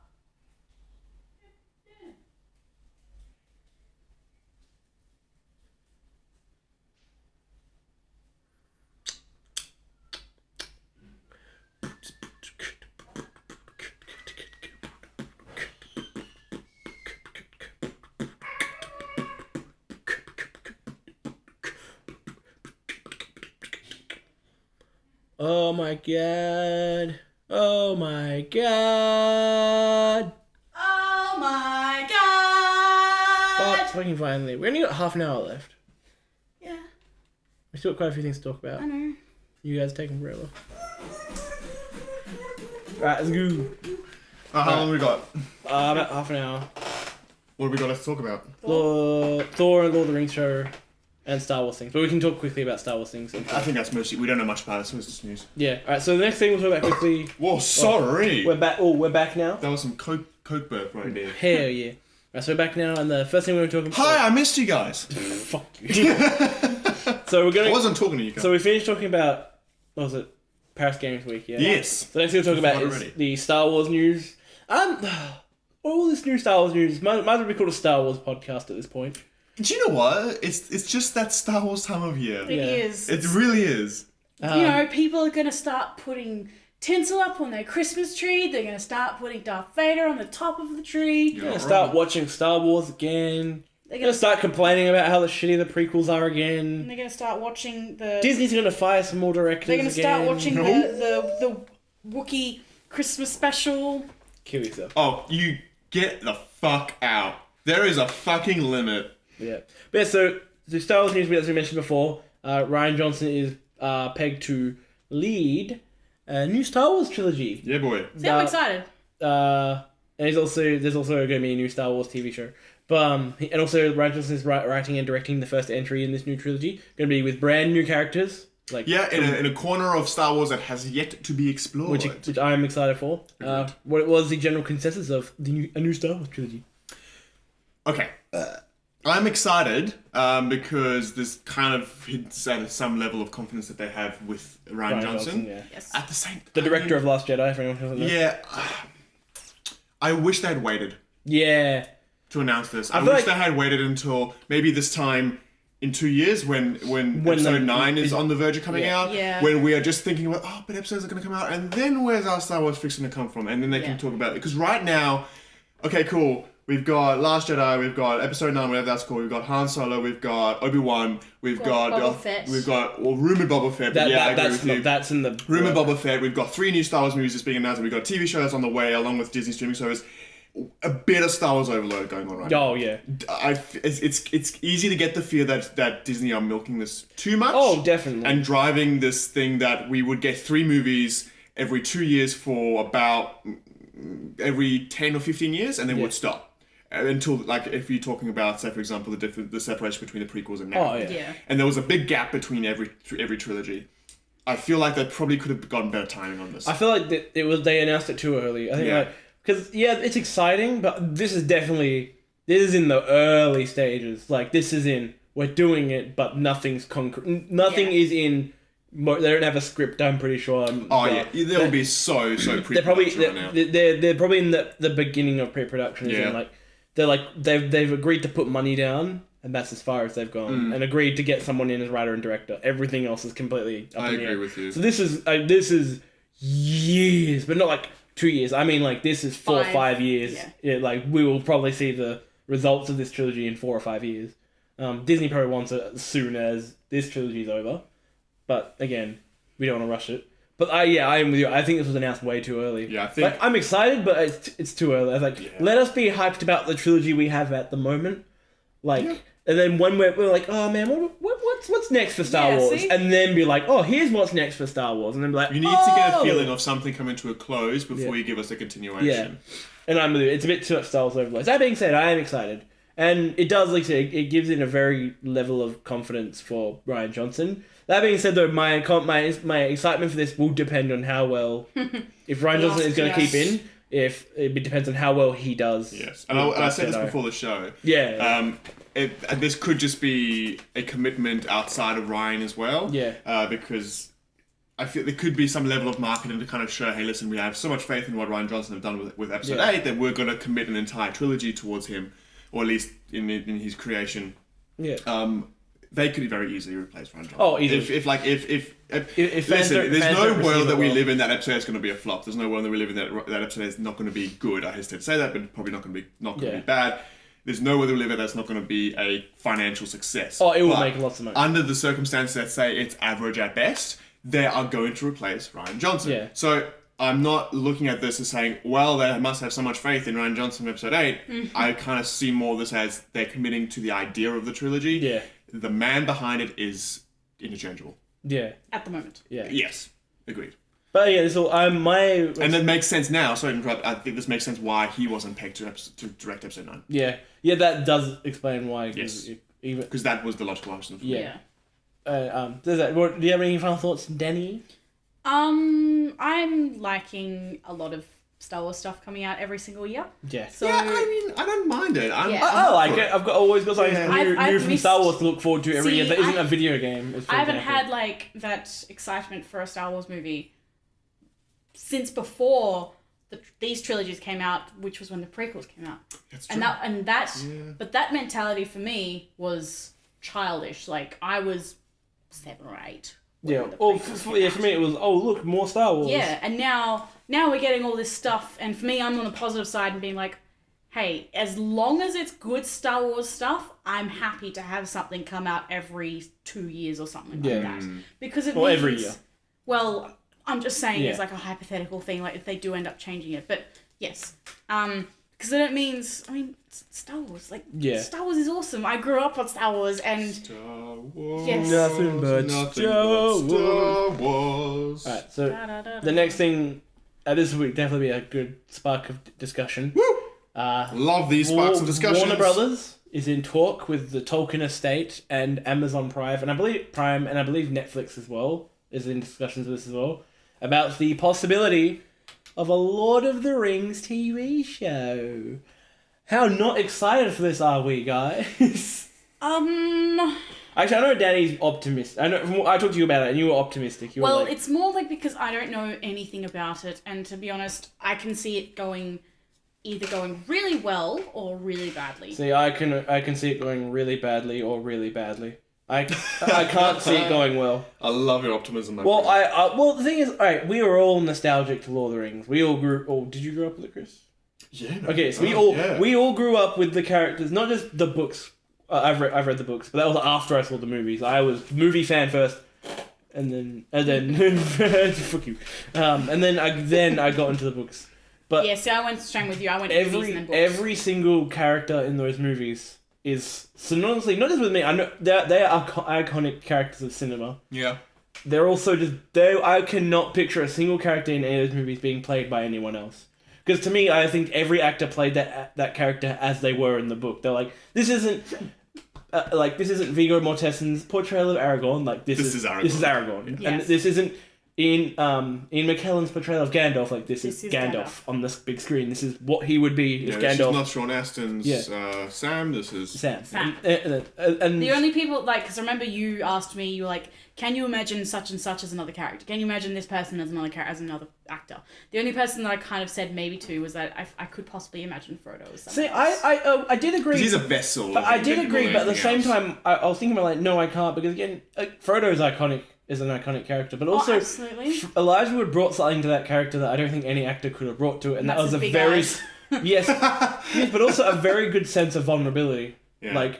He played that, so I can't I was thinking about who would I like to see anyone else play Frodo, and my mind was see, for me, it wasn't just that he brought vulnerability. It's more that he brought vulnerability and strength. And he brought strength and vulnerability. Yeah. Because there is a lot of strength in the fact that he's able to carry that ring to Mordor, but at the same time, there's so much vulnerability in what state that leaves him in. And also, mentally, physically, emotionally, etc., etc. And again, his acting is so good. At the end when he's like, I've burnt my candle at both. When at the end when he's done, I can't not sob. Yeah, and also it's just I've gone on this 12-hour long movie journey. It's also I feel that it's not someone portraying that. It's that is what is happening to this person at this moment in time. And I'm not saying the cast of Lord of the Rings are the only great actors on the planet. There's millions of great actors. Yeah. I can't picture anyone playing these characters. And this is my main apprehension. I've got a few others. I can't picture anyone else playing these characters except for these guys. I can't picture an Aragorn that isn't Viggo Mortensen. But is the show about the established characters? Yes. It's about Lord of the Rings. But Lord of the Rings they're talking about the books. The story of Lord of the Rings. So they're going to retell that oh no. Yeah. Please God. I didn't know that. I am fucking sick of it. And I know Lord of the Rings book fans are going to have a go at me. I hate it. Yeah, okay, yes, they could show more from the books. Okay, yes, they could show Tom fucking Bombadil. Nobody wants that. Like, why do you want Tom Bombadil? He does nothing for the story. He's just an old guy that, yeah, he's created life or some shit like that. But he's just an old man. They're like, oh, hey, Tom Bombadil. You're still talking about Tom Bombadil? 5. God. Yeah. And then 5 chapters later, alright, bye. And nothing significant happens in those bits where he's part of the book. And it's just like, why do you want him? Like, they cut him out of the movies for a very good reason. He didn't need to be there. So why, like, I was like, oh, we could get Tom Bombadil in the Lord of the Rings TV show. Fuck off. Hate that shit. It's my rant. I don't really have a follow-up to that. No, I, like... Your face is actually red. Yeah, it annoys me because I just like, but we can get Tom Bombadil, like, Well, no. it's not just about Tom Bombadil. I look at the series as if it were about. I mean, Lord of the Rings is a very specific moment in time. That's cool, but there's so many other stories taking place in that period. If they said a Lord of the Rings TV show that's in the universe, only way I would ever have been on board with this project. See, only way. There's no exception to that. There's a big thing. Don't retell what we know. That's the big thing. Like, I've just had a rant about this with Shadow of War. Yeah. Ooh. Don't retell what is already established. Yeah. In any way. It's there. It's done. Leave it. If you're going to remake it, you remake it. Yeah. You don't put it into a different medium like a TV show. And that's like, I personally, Lord of the Rings is up there with Back to the Future of never should be remade. Leave it as it is because it is classic and timeless. Back to the Future. No, the whole statement. You put leave it as it is. No, you put Lord of the Rings in the same category. Not as in quality. I mean, in terms of like. You put in the same as in never touch again. Not as like the epicenter of things that should not be touched. Oh yeah. Like praise unto be. Middle Earth. Yeah. Yes. Okay. Yeah. Just want to clarify. Yeah. But like I put, there is no better. Yeah, because like, but the whole thing is like, there's a big thing that we all are aware of, the Silmarillion. Oh yes. A lot of people have said, "Oh, we'd like to see a movie of that," but a lot of people are like, "It's impossible." Silmarillion would work really well as a fucking TV show. The Lord of the Rings would have also, if we hadn't had a bunch of movies, it would also work really well as a TV show. Oh yeah, absolutely. But that's also the next. And also, so with the Hobbit, my issue is that we've already got an established expression and telling of these books. Yeah. If you're going to put a TV show in there, I mean, what's the point of the TV show? It's not going to make it more accessible. It's not going to get us any more information across because there's a lot of world building in the books that is needed because it's a book. Yeah. In a film that's put across in the visuals. And books and movies are two different forms of art. Exactly, which is, in a book you need a good couple pages to describe Tom Bombadil's tree because you can't get that across in a book the same way you can get it across in a film where you just show the tree. And that's where they cut. That's why they cut him out. They're like, well, but my point is like you don't need all that extra explanations. Yeah. In a series, if you're gonna explore that same world, I have no problem with you exploring that same world. I have no problem with that. Providing that you're not going to retell what we already know, because that's just petty. And that's the thing, it's not like the Lord... I'm not saying Lord of the Rings, the films are flawless, but in a way that I'm a fan. But if I looked at them, like... if you look at them completely critically, like, if you're looking for nitpicks, there is flaws. Oh, obviously. yeah. But in terms of book adaptations go, the Lord of the Rings films are perfect. They capture the heart and soul of the story. They everything is... It's not like, oh, it was good, it could be improved. It's like, no, they did it as well as anyone could have done it. I love that statement because, yes, I think when it comes to a adaptation, you can't really get more accurate than what Lord of the Rings has done. But I know that... There's so many, But I know that Tolkien is still rolling over in his grave thinking about the films. Oh, yeah. Because even the films are like, butchering what he's done. Oh, absolutely. Yeah. But what the one thing that they did, which a lot of people seem to forget, Lord of the Rings stayed true. And the most important thing if you're adapting anything... You don't. It's not about the words of what you're adapting. It's about what the story's actually about and the tone and thing. And that's the most important thing you need to when it comes to adapting it. That's what Peter Jackson and the writers did so well. Is they didn't copy the book. They're like, what is Lord of the Rings about? All right, let's take that story and adapt it for film, not the exact words of the page. And that's why it worked. It was like they were like Lord of the Rings. It's about conflict, good versus evil. Like war, what like what's it good for? Legends, what is absolutely nothing. What is like legends? Like what bloodline do you have to follow your ancestors and all that stuff? And they're like, instead of being like, well, in the book, Aragorn did this. It's like, well, we just have really like we'll take the essence of what Lord of the Rings is and make it a movie. And I think that's why it was done so. But it also had its fan service in there for the fans of the book, obviously. Oh yeah. But it was so well done in that form that. it was perfect. And I don't think a TV show could do it. And the next big reason why I don't want to see this. Here we go.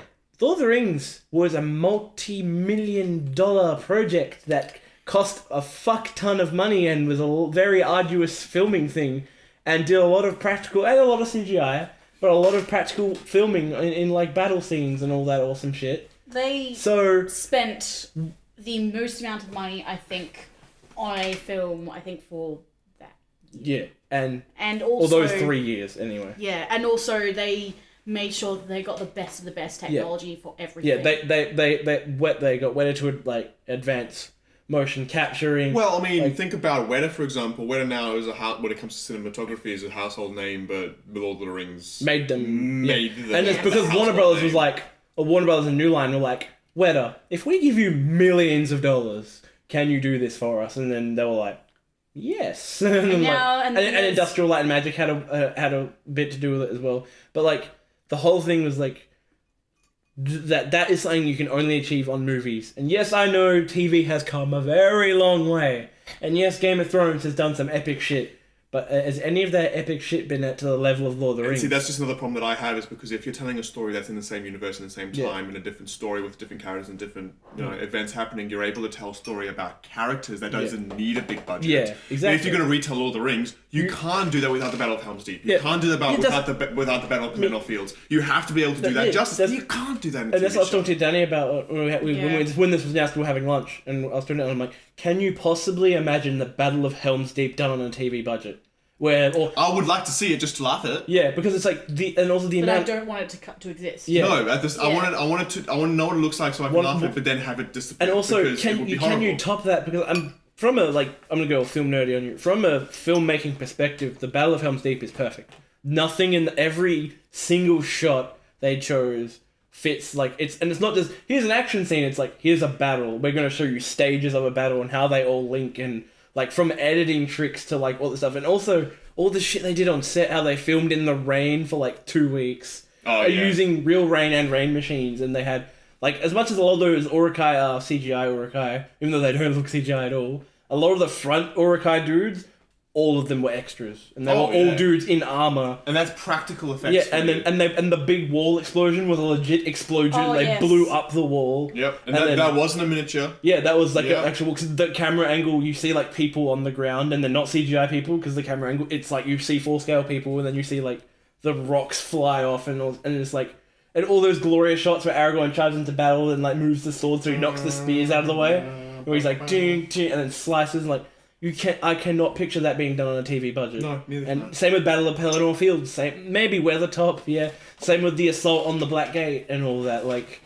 All these timeless battles, which are part of what Lord of the Rings is, you cannot redo on a TV budget, no matter how much money you sink into it. Because if they did do that, everyone on the planet would have to fucking watch it to justify the money they dropped into it, and not everyone's gonna watch it. And also, you have to take in torrenters and pirating, which is money they don't get. Because if they put it on Amazon, I'm pretty sure.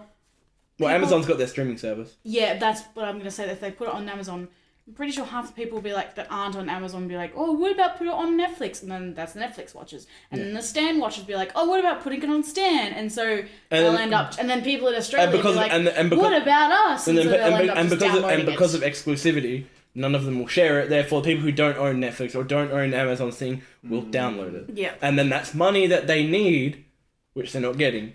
So on every conceivable level, I'm not even I'll watch it. It's I don't need it unless it's a completely different. It's if they say Lord of the Rings, I'm pretty sure in the statement they said about adapting the books or stuff. If it's not about if it's like you said, Chris, a completely different story in that universe, that's the only way I'd accept then I'm it, yes. Or if they do we'll do Silmarillion, because again that would work so well as a TV show, because again you have Silmarillion's a compilation of stories. You can dedicate these 3 episodes are about the ancient the First Age, and these 3 episodes are about some of the kings of Gondor and all the stuff, and and then this episode is all about Isildur and what he did and shit like that. It's just that's a really interesting way to do it, and that would be really cool for Lord of the Rings fans to go back and be oh, these are also canonological explanations, and people were oh, wicked. And again, you'd need a pretty good budget, but you're not you're not recreating the Battle of Helm's Deep. Yes. And you're not recreating Rivendell and all that shit. And like, I mean, yes, CGI's come a long way, and yes, budget management's come a long way. But if you look at some of the effects in The Hobbit, disgusting. Ugh. and that was on a full movie budget, and I'm not even talking about the Battle of Five Armies, for example, which I think is just a blob. Oh yeah. But if you look at, say, for example, in one of the scenes in Rivendell, Yeah. the waterfall scene, you look at that and you're like, that water is just not real. Yeah. That's on a movie budget. Yeah. That's shot not on location. It's on a green screen. It's on a green screen. A film budget's not going to be able to do or every shot on location like Lord of the Rings does. Not going to be able to match that in terms of budget or CGI. It's going to be a joke. Yeah. And the only possible way I can ever see this working out is, again, that they do... Not a spin-off, but they explore other stories that took place in that period. There is lots of other stories. So much they can explore. I mean, Lord of the Rings, Middle Earth is one of the richest lands that have ever been made up. And the argument where it's like, oh, but it makes it more accessible. It's like, more accessible. Okay, the original movies, director's cut or extended cut included, 12 hours long. Yeah, that's not accessible. A TV show. Yeah. To do Lord of the Rings, that would be a good 80 episodes, hour long each. That's at 80 hours. It's like, that's not accessible. That's the opposite. And it's just like, also, the Lord of the Rings hasn't aged that badly. No, it really hasn't. So it's like, funny because actually, Hobbit has aged worse. Oh than yeah, Lord of the like Rings has. yes. Like yes, there is shots in the original Lord of the Rings trilogy where it's a bit green screeny. Yes. You can see that at some points, but it is over 10 years old, that film. Exactly. But for a film that's 10 years old where I'm like, it looks That's better 15 than... years old. Yeah. At least, yeah. But it's like, this looks better than The Hobbit, which is 3 years old. Something went wrong here. Yeah. And it's just like, and that's when it's like, oh, it's a new way of telling. It's like, no, we don't need it. Get them to sit down and watch The Lord of the Rings. It's still timeless and It's still been perfect. done. They did it right the first time. Yeah. It's just like, I'm usually the one, I'm always optimistic for like a retelling of something, because I'm always like, they could do it in a different way. But when it comes to Lord of the Rings, I'm like, no, you don't, A, yes, I'm being biased, I'm a fan, but B, it's just like, it doesn't need to be touched. Leave it. You're kicking a dead horse more than it needs to be kicked. But in a way, like, this horse died gloriously, and like, had a great run. They're graffitiing it. Yeah, and it's just like, but we'll leave that there, because we're going to quickly wrap up our last thing we're going to talk about, which is Thor Ragnarok. Thor Ragnarok. Proud the Ragnarosis. So we're going The most Australian film ever. Wow, I don't know about Australian, but definitely New Zealand. Australian, New Zealand, yes. Thor Ragnarok is the third Thor movie, and it's directed by Taika Waititi, previously known for What We Do in the Shadows and The Hunt for the Wilder People. Yeah, that's right. I researched. Yeah, I have to double check your facts because I don't trust that. I think I've seen Hunt for the Wilder People. It's new. Yeah. Like, very new. Wilder People, Wilder Beasts, I can't remember. Anyway, so, the new Thor movie, in this one, Thor essentially gets sent to a garbage planet, which is run by the one and only Jeff Goldblum, and he has to fight his way out. He meets up with his buddy Hulk, which isn't a spoiler, it's in the trailers. Yes. And it's kind of like a road trip. Meanwhile this is happening, Hela has taken over Asgard, so it's like a Thor has to get home to save his people type story. Again, we'll talk first half spoiler free. Yep. Second half we're gonna go into spoilers. What is everyone's opinion of Thor Ragnarok? I liked the change. Oh yes, it's very different. Tonally, it's essentially a Guardians of the Galaxy movie. Yes. But Uh-oh. Oh, actually, wait, no, I don't know. Actually, no, it's not a spoiler. It's just we've explained what it is, but I don't want any more films to be like it. I don't want them to follow that. Okay. I don't want them to follow that same tone. I was talking to somebody at uni the other day about it, and I said to them, I was like, and I'm pretty sure you can kind of say that Deadpool is different. That's why it's become so popular, and also Deadpool's humor is funny. Yeah. Logan became very popular because it's different. Yeah. I'm pretty sure X-Men's New Mutants are going to become popular If because it's different. Yeah. Guardians of the Galaxy got really well because it's different, and then Thor kind of copied that, which is okay, but I don't want any more of it. Yeah. Because otherwise it will become stale, much very like quickly. a lot of fans' interest in the Marvel films is that a lot of people love Marvel films and they'll go see them. But it's gotten to that point where some of them can be like, I'll go see a Marvel film, I'll like it, but it's nothing new. Yeah, they're very rinse and repeat. Yes. Not all of them. No, but I mean, some of them... the general Marvel movies are they're enjoyable, but it's easily enjoyable. Not very challenging is the best way to describe it. Yeah. But not all of them. There is the ones that show up occasionally where you're like, oh, Jesus, like that. Yeah, some do stand out. And I think that's more, for me anyway, that's more of the older ones because they're so new. To me, they were new to me, Thor Ragnarok does stand out because even though it does very much harken to Guardians, it is trying to be its own thing. Oh, no, and Taika Waititi's flavour is very apparent in this movie. Yes. Like So you can tell this is his movie. Well, because Guardians is very lowbrow humour and Thor was very highbrow humour. Yeah. Yeah. See, I liked the So Guardians. it's like different. Thor has very styles. Australian humour. Australian / British humour. Where it's that very like, we don't follow the patterns of a joke type thing. Where it's like, we will do a joke to how we feel like this joke should be told. What makes sense, yeah. Or like, and so it's not like, oh, jokes come in threes like an American humour where it's like, oh, you rule a third and you like, oh, it's immediately gettable. The joke's immediately like, oh, here's the punchline. As where Australian and British humour, it's very like, here's the joke. Now think about the joke. And then again, because you think about it and it's clever written, then it becomes inherently funnier. But what do you think about Thor Ragnarok, Chris? I really loved it. Oh, really? I think for me specifically, I think it's because Thor has been really done an injustice in a lot of his films, and I think the only real movies that he's actually been done right is in the Avengers films. He makes a great side character in those films. I think that, but that's the thing. Like he's a really great side character, and Joss Whedon knew what to do with his side character, but neither Kenneth Branagh, and I think he did it the best. Yeah. Well, but neither Kenneth Branagh, nor did I forget his name, who's a very director, normal name. Actually knew how to properly portray him. Yeah. I think what they've done here is they've leaned less on doing a good Thor story and learned more on doing a good Chris Hemsworth story because Chris Hemsworth is a funny guy. Oh, yes. And I loved it. I liked the idea of it just being all bets off, no rules and limitations about how they're going to tell the story, just tell it. I really enjoyed that. I do think that, I mean, it's far from perfect, and the more that I've thought about it following watching it, because I watched it on an advanced screening, came out about 2 days before it came out for this Australia, which came out 2 weeks before the rest of the world. So I've had like a good 2-3 weeks now to think about it. The more I think about it, the less I kind of like it, and the more tropey it feels to me. Yeah. But in the bigger picture, it is one of the more enjoyable Thor films that I've watched. It's one of those films that I would very, very happily go watch again, because I feel like there's a lot of jokes that I would get that I didn't get the first time, or that I missed that I would hear the second time. But the only real issue I have is that it actually has a very small part to play in the big picture of the Marvel Cinematic Universe. Yeah. The only real thing that makes a lot of sense is the cutscene scene, and even that is more of a tease than anything else. That's also a good thing. That's a good thing and a bad thing, I think. Because again, it's self-contained, which is good. Like, it's not trying to bank on the rest of the universe, but at the same time, it feels really... especially, won't spoil, for certain things that happen in this film, it feels very minor, and big things happen in this film, but they're not expressed in a way where that's done through the comedy, the way that they've done the comedy. For me, though, it's different. From example, Guardians of the Galaxy 2, for example, is probably even more so than Thor Ragnarok, is completely separate from anything that's happening in the rest of the MCU. And that's what makes its own really isolated, centric, and it works for that because it's its own isolated, centered area of the MCU. When it came to Thor, everything felt so...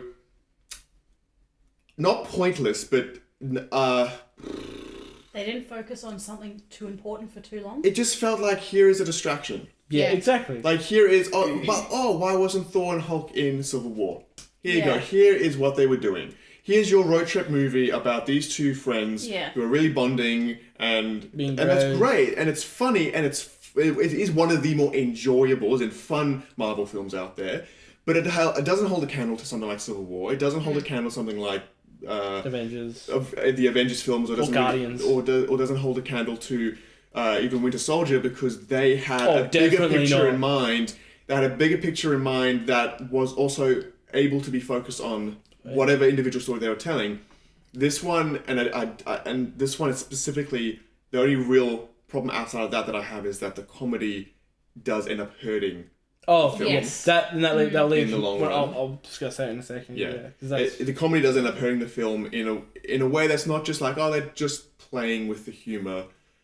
It comes to the point where it doesn't get exhausting. Yeah. No, it never gets exhausting. there are some moments where you're like, I Wait, actually probably would have appreciated if that was just left to be dramatic, sad, whatever. Yeah. It would have been in your average film. That's the only real complaint I have. For My- me. I do think it is the best Thor film. I think it I'd comes say second best. very, very, very, very, very close over Thor 1, which I think is one of the most unappreciated MCU films. I agree. I do think it is the better one because I think it nailed the character of Thor more than any of the other films, in terms of solo films, have. I do think that Avengers 1 probably hit them on the mark. Yeah. more so though. I really like. I'm probably gonna. It'll probably sound like I'm about to rip Thor into pieces, but I'm not. I actually really enjoyed it. I think it's really good. The weird thing about it is I love the fact that it tried to be a bit different from an MCU movie, which I respect. I'm glad that Marvel's not oblivious to the fact that people are getting a bit annoyed with MCU because it's getting stale at this point. And that makes sense. We're 17 movies into a cinematic universe, which is weird to think that it's been around for that long. But I love the fact it went different, and it is very enjoyable. Like, very funny, very quotable. Really good action scenes when it comes down to it. Very good action scenes. And I was actually surprised by that. and also just it's really well acted as well. Like, Very well. everyone gives a very good performance, especially Tessa Thompson as Valkyrie. She was my favorite character by far. I loved her because as much as everyone is going through drama, she's the only character in this movie that felt like she was actually going through some turmoil. Everyone else was just like, oh, I'm here because the script says I'm here. And I'm going to have fun. And that's why Tessa Thompson's character was fun to watch and was really good, but she was the one who felt like, she's like, oh, I actually have a blight I have to overcome. And I liked that. I liked seeing like, oh yeah, like, she's not drama-free like Thor is in this movie, where he's just like... Yeah. And that's where the comedy kind of betrays it a bit, where there's not a big feeling of stink. That's my biggest issue with this movie, is despite the fact it's very fun, good action, graphically, cinematography-wise and CGI-wise, very well done. And again, lots of really good and fun characters. My big issue is it was too funny. They played jokes over serious moments too many times, where it's just like, we could go for something really heartfelt right now, and big things happen in this movie. Like, big dramatic things that would have very big effects on characters in this movie. Big things happen, and you're like, oh, like, drama, we'll play a bit of drama, then we'll go straight for a joke. And it's just like, like, the biggest issue of that is the ending. For me, the ending, I seconded, like, I loved the ending was great until the very end, where it's just like, we won't spoil, massive things happen, and it's big shit that would emotionally affect the characters in this, and it's like, emotionally affected for like 2 seconds, and it's like, joke, cool, we're done. It's just like, see, and then the issue for me is like, I think a lot of people can look at that criticism and say, so how on a second you're criticizing a comedy film for being too funny? And I agree with your point, because it's not the matter of it's being too funny, it's the matter that it's funny, and they didn't get the tonality right, because they threw in things that would normally be serious and they put comedy over it, instead of just keeping it lighthearted in general. Yeah. Which I would have would have preferred, because it's not that there's no stakes, but if they can ease up on the serious moments, you can keep the comedy without sacrificing. And that's the thing. Thor Ragnarok, in a nutshell, it's a comedy with a high budget, with big action. In this case. And that is very enjoyable. And as a comedy, it works gloriously. It's very good, but Thor Ragnarok, for me, it could have been something so much more. Like, I feel like it didn't hit what it could have been. Yeah. Like, I feel like it's just like... and I loved what Taika Waititi did. He did a very good job with this. It's very enjoyable to watch, and I do want to watch it again. And I love the style. I love segments of this and stuff. But there's bits where it's just like something big happens, where it's like, or something you feel like would affect the character, and it doesn't affect the character at all. At least in the way it portrays, it doesn't affect the character. Well, in the ways that we would expect it to, yeah. I feel like it should have done... And certain characters go through a lot of stuff, but like the same character, you feel like you should be able to empathize with them more, but because it's, again, played for jokes, you don't empathize, you just laugh. And to me, I feel like that could have been done a lot better. What were you going to say, Danny? I said I feel like it should have followed the action first, comedy second. Well, it should have followed story first. And but as in terms of... Actually, story, like, seriousness of the story first, and then comedy second, whereas I feel like they went comedy first, and then supporting the story, instead of it just being as, like, an extra thing. Yeah. And I did love a lot of the humour, like, a lot of the Australian and New Zealand references were really funny. Yeah. A lot of the jokes were just really good jokes as well. And I think 90% of the jokes all landed. I did laugh quite a lot in this movie. Like, there's a lot of really good jokes. We won't spoil them, but like, I do want to talk about one particular one. Out of everything, the one big thing was just I felt like, siren. I felt like again this movie. What did you do? It played up. What did you do? It played up comedy over telling a story. Yes. Over half time, and to me, yes, it is funny. I expected more from this movie, but again, everything else it works fine. It's not my favorite. It's second favorite Thor movie. Because at least it's better than Dark World, where it's just a bland movie. It's fun enough to watch. It has soul at least. Yeah, but Dark World was it's a movie, I guess. And it was very easily digestible, but there was nothing unique about it whatsoever. Yeah. But as where I really loved the first Thor movie because it was telling a story. It was like, this is the story of someone who has lots of power. Was it? Okay. Story of someone who has lots of power, who then loses it all, has to figure out who he is to regain that power. But also, if you think about it, Yeah. That's kind of Thor story. 1 and Thor 3 Yeah. have the exact same storyline. Oh, Yeah. yeah. Except for this one's more of a I must save my home story. Well, it's someone goes up against something that they cannot handle. Yeah. They get cast out. They lose their weapon. They have to fight their way back to their home world and Yeah. retake it from Yeah. something that's taken over. Actually, yeah. You know. Shit, yeah. Yeah, but for me, that was never a problem because the attitude and the way that they got around it was so different. Yeah. It's just that those moments that could have been really poignant and those moments that could have been really emotional because... Yeah, I mean, think of it this way. You got someone who's laughing through this entire journey, making jokes, making wisecracks, and it's like... Only shows vulnerability a few times. No, there's just every scene that you see them in for the most part is happy-go-lucky, jokey, making light of a dark situation, and then suddenly, no jokes. Yeah.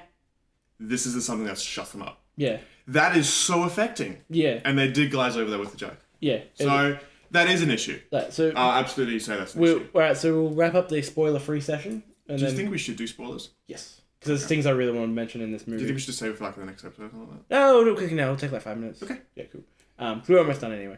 Right, so anyone else got anything to add to the spoiler-free Not bit? the spoiler free. We've got a lot of stuff about the spoilers though. Yeah. Yeah, because there's for me to I think like to get my point really across. Let's talk about that. I need because I think that's the main I need the backups for spoilers. Yeah. All right, so we're so now spoiler time. alert. Just in case you didn't Hold hear. on, we need some big spikes just to Spoiler! dignifies the spoilers. There are spoilers inbound! Okay. Yeah, watch the movie. Fucking get good. Alright. So yes, First of all, we'll talk about good spoilers first. Wait, hold the on. Star Wars reference. Just the simple. All right, pan. Danny, you have the floor. Yeah, no, it just because I remember I messaged you as soon as we came out of the movie, and I was like, I need someone else to talk about this. I need someone else to understand that what we went through was just absolutely hilarious. I need to actually text the guys I was with and see if they got it as well, because I don't know if they. Yeah, they like are. because what scene was it? It was. It's when Eve meets Odin at the beginning. That's of the film. right. Yes, and The simple pan up, just the simple pan. That's all it was. And the similar location to Star Wars. Yep. And me, we were the only ones laughing. Me and Danny and our cinema died. We were like, yeah, we're just like, yeah. it was so. And how Odin turns around in the same way. The whole like, Yeah, and he's like hooded as well. It Oh. it was a great joke. and I don't know. I can't understand why no one else got it because it was so many obvious. people coming out of Force Awakens are talking about that. Yeah. Yes. Like that is the thing that people say. That's- And no one. It's also a meme as well. Exactly, it's a meme. Yeah. And then this movie literally takes the piss out of it. Yeah. And I don't think anyone else gets it. No. Yeah. And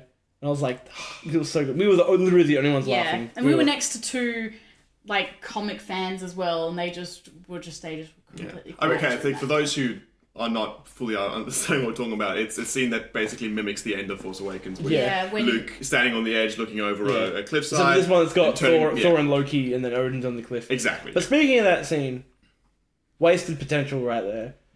Yeah, his death. Odin dies, Oh, and the yeah. movie Was just keeps going. It's so like, lacking. it was just like, Odin, okay, yeah, he hasn't been given that much depth in it. Well, he gets given quite a bit of depth in this movie, Odin. After he's dead, obviously. But in this movie, Funny how that happens. Yeah, like, we know that When they've gone at you even for Thor, even for Loki as well, Odin has been a very crucial point in both of their lives. absolutely. So having their father die in front of them, See- and then just like and then Hela shows up, and they're like, all right, let's fight Hela. But I'm like, okay, that's fine. The immediate threat is there. That's fair. But then after that, there's one small scene of reflection where Chris is just being, Thor's being an angry, man, just in a cell. But there's never a scene where you feel like the emotional weight of him losing his dad is ever felt in this movie at all. I feel like they could have solved it without changing a single scene. Yeah. If they had explained what had happened between Dark World and Ragnarok. Yeah, exactly. Yeah. Way better, because all the emotion was there. Yeah. All the big deal of it was there. But because there was so much ambiguity about what happened between Dark World and Thor being quote unquote banished, quote unquote lost, quote unquote imprisoned, and Thor taking his position, between that and now there's been no peep out about that. We have no real idea about the effects of what banishing Odin has actually done. Yeah. We don't understand, okay, so wait, hold on a second. Why did he die? Yeah. For a start. And they could have not changed a single scene. Yeah. And just had a bit of explanation about the time between, and it would have solved a lot of that. Yeah, and I feel like just maybe just really show Thor's vulnerable as well. Show Loki's as well, where it's like they both, as much as Loki did turn on them all. Yeah, that's true, but at the same time, he's Thor, Odin was still his dad, and he still cared about Odin to a sense. Yeah. Yes. So it's like, why? Because he's still a son, and Yeah, and it's just like they would have I feel like they both would have been like, fuck, our dad is dead. Yes. And was taken from us, and essentially, so it's like that was never conveyed except for one scene, but it was just Thor being angry at Loki. But again, the whole Thor blaming Loki for Odin's death, that felt like it was just there just because it wasn't again fleshed out. It was just he's angry at Loki, now we're moving on. Yeah. And seemed like the obligatory scene there. And then but again, that was overshadowed by comedy. Yeah, and the same thing with Hulk's in this movie, and then we first come across when he first turns his back into Bruce Banner to find out he's been in the body of Hulk for a long time now, which I thought that was really cool. 2 years, I think. And then he comes back into the body of Bruce Banner, and Bruce Banner's having a bit of a freak out, and he's like, "Oh no, I've been Hulk for 2 years," and never mentioned, and they mention in this movie that Hulk's killed in this movie. He's killed people. And yet and then when Bruce Banner comes back, he was like, "Oh, I remember fighting and all that stuff."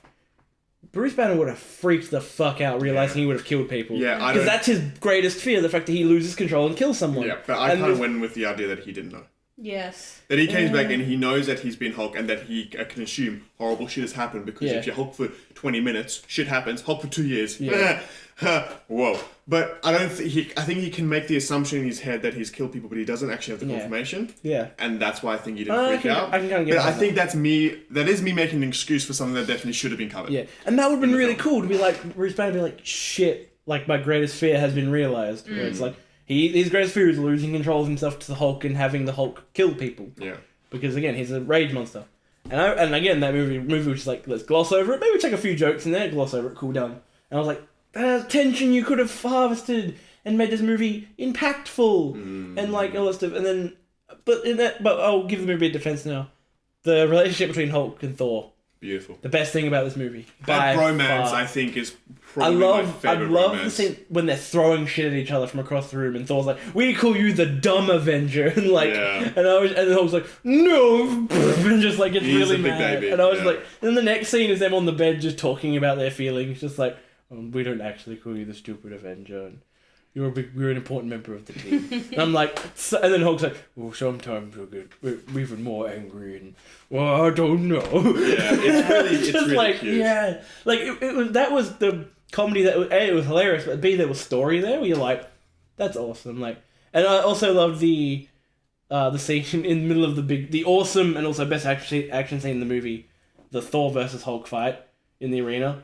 It was beautiful. It was wrapped up a bit too quickly. I feel like it could have had a bit more thrown back and forth. It was definitely given the idea to have a much bigger part in the trailer than it did in the film. Yeah. But I love the bit where Thor tries to recreate the lullaby. Yeah. It's hey, big guy, sun's getting real low, and I You died. knew it was gonna go I was like, and then when Hulk does the Loki smash, Yeah. Yes. on Thor, Beautiful. and Loki's like, that's what you get. That's what it feels like, and I was just like. Sorry, I just love this game. That's good. But But also just having Loki sitting there and that callback to a 5-year-old movie at this point, Holy by shit, the way. yeah, it is, actually. Having just hey Loki, look who it is, and just stunned, freaked out, look, I need to get off this planet. Just those little things that actually make an impact that I really enjoyed. Speaking of Loki, like, again, I love that Loki's kind of moved into good guy territory, and people are like, that's fine, and then I'm like, let's not forget he's killed a lot of people, specifically humans, and he's not the best guy. But like, I still think he's very much. He's moved. anti-hero. When people are like, oh, he's moved. is, yeah. I think I'd put him in anti-hero. Yeah. Where he's like, But he's always been an anti-hero. yeah. Even in the beginning. But what one bit that really annoyed me in this movie, I feel they're like, oh, Loki would do this, but let's put it in anyway. Is when he betrays Thor towards the end. It's like, oh yeah, I just need to get off this planet. And it's just like, but the scenes before that, they really show us like Loki is like, no, I've got to help my, because again, much as Loki's a villain, he does care about Asgard. He cares about, he doesn't want to burn it to the ground. He wants to take over. He wants Asgard, which means he cares about it, and he also cares like he is a villain, but he does what he has to because he wants Asgard to prosper and stuff.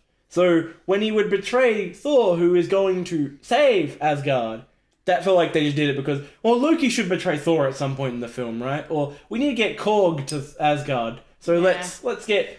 Then it was just like it felt very just ham-fisted. Again, that didn't bother me because that fits in with Loki's character. Like he would, he would play that part. I feel like in a normal situation, yes, but considering the terms the movie threw out. Well, you look at the name he's made for himself on Sakaar, was it?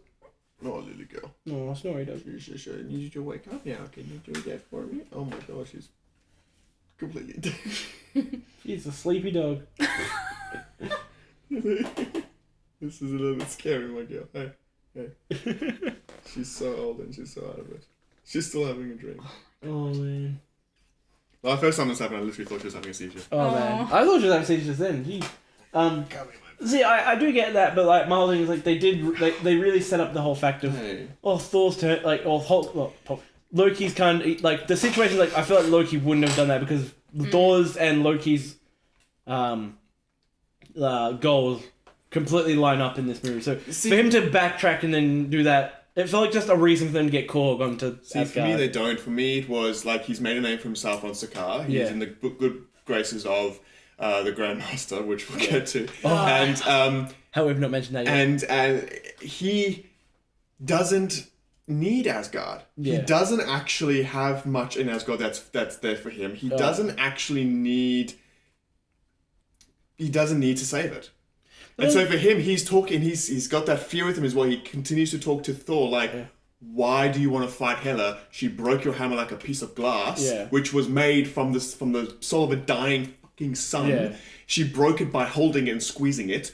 Do you really want to fight this? I'm done. I'm happy here in Sakaar. I can live here very happily for the rest of my days." That for me made a lot of sense for him. Okay, that makes sense. Personally. But again, that's the thing, like... But then there's the contradiction, then why would he go back to Asgard at the end? That's my point that I was going to make, is... The movie was very unclear with those motivations. Yeah. And in one way, it could be on purpose because you're never really supposed to know what Loki's up to. Yeah. But at the same time, from an audience member, there is a lot of ambiguity about... where is that going? It feels random. It's unclear. Yeah. So I chose to believe in that one method because it made most sense for me, but it doesn't. Yeah. It's not foolproof. Yeah. Because there are some aspects, like for example, the why does he go back in the end? Yeah. That just seem a bit convenient. Yeah. So I agree with you. Yeah. Oh yeah. In the long term. I think you'll make sense. Grandmaster. Okay. Also, no, it's just Jeff Goldblum playing himself, really. In the world of pure imagination. But it's so good. Oh, I love that. How beautiful It was that so entire cool. sequence. I didn't hear any thunder, but the sparkles. Oh, yeah. I just loved it because I love it where it's like, oh, pay her. It's just like, no. It's just like, Jesus Christ, just pay her. Like, whatever. Yeah. Like, I was like, he was, I love. Why are you getting me the melting stick? The melting stick. Like, she just asked a question. You don't need It's not a federal offense. It's not a federal offense. And I was like, oh, I love the end credit scene with him was hilarious as well. Yeah. But there's a lot of good stuff, but we'll jump to the end, which I think is the biggest. Well, I'll talk about the Grandmaster for a little bit longer because there's so much improv that came through with the Grandmaster that Taika Waititi had obviously put in. Like, for example, he has a band, he's a jazz band that he plays that every weekend whenever he's able to. Yeah. And you can, there's a moment where you just see that Taika Waititi looked at him and said, you played the keyboard. And he's like, yeah, I do. He's like, get the freaking keyboard in here and have him play a random song while he talks to Thor and Loki about how they know each other. Didn't they copy the cantina No, I don't think scene? Oh, cantina scene. From Star Wars. I don't think so. Not the but in the bar scene. I don't think so. Oh, they could have, but that's the thing. Like, I would Maybe love I to was go back thinking of something else. and I can't rewatch them remember, a couple times because there are some things I've definitely missed. I But did there's like scenes like that where like, well, this is Jeff Goldblum. Yeah. Let him Goldblum this movie up. That's what he does best. Let's get his keyboard in here and have him play the keyboard while he's talking to these two people. Also, Korg was a great character played by Taika Waititi. That was... We started The revolution has begun. We're starting a revolution, bro. Hey, Doug. We're gonna get on this. We're gonna get on this ship over here, and we're gonna take off. You want to come with?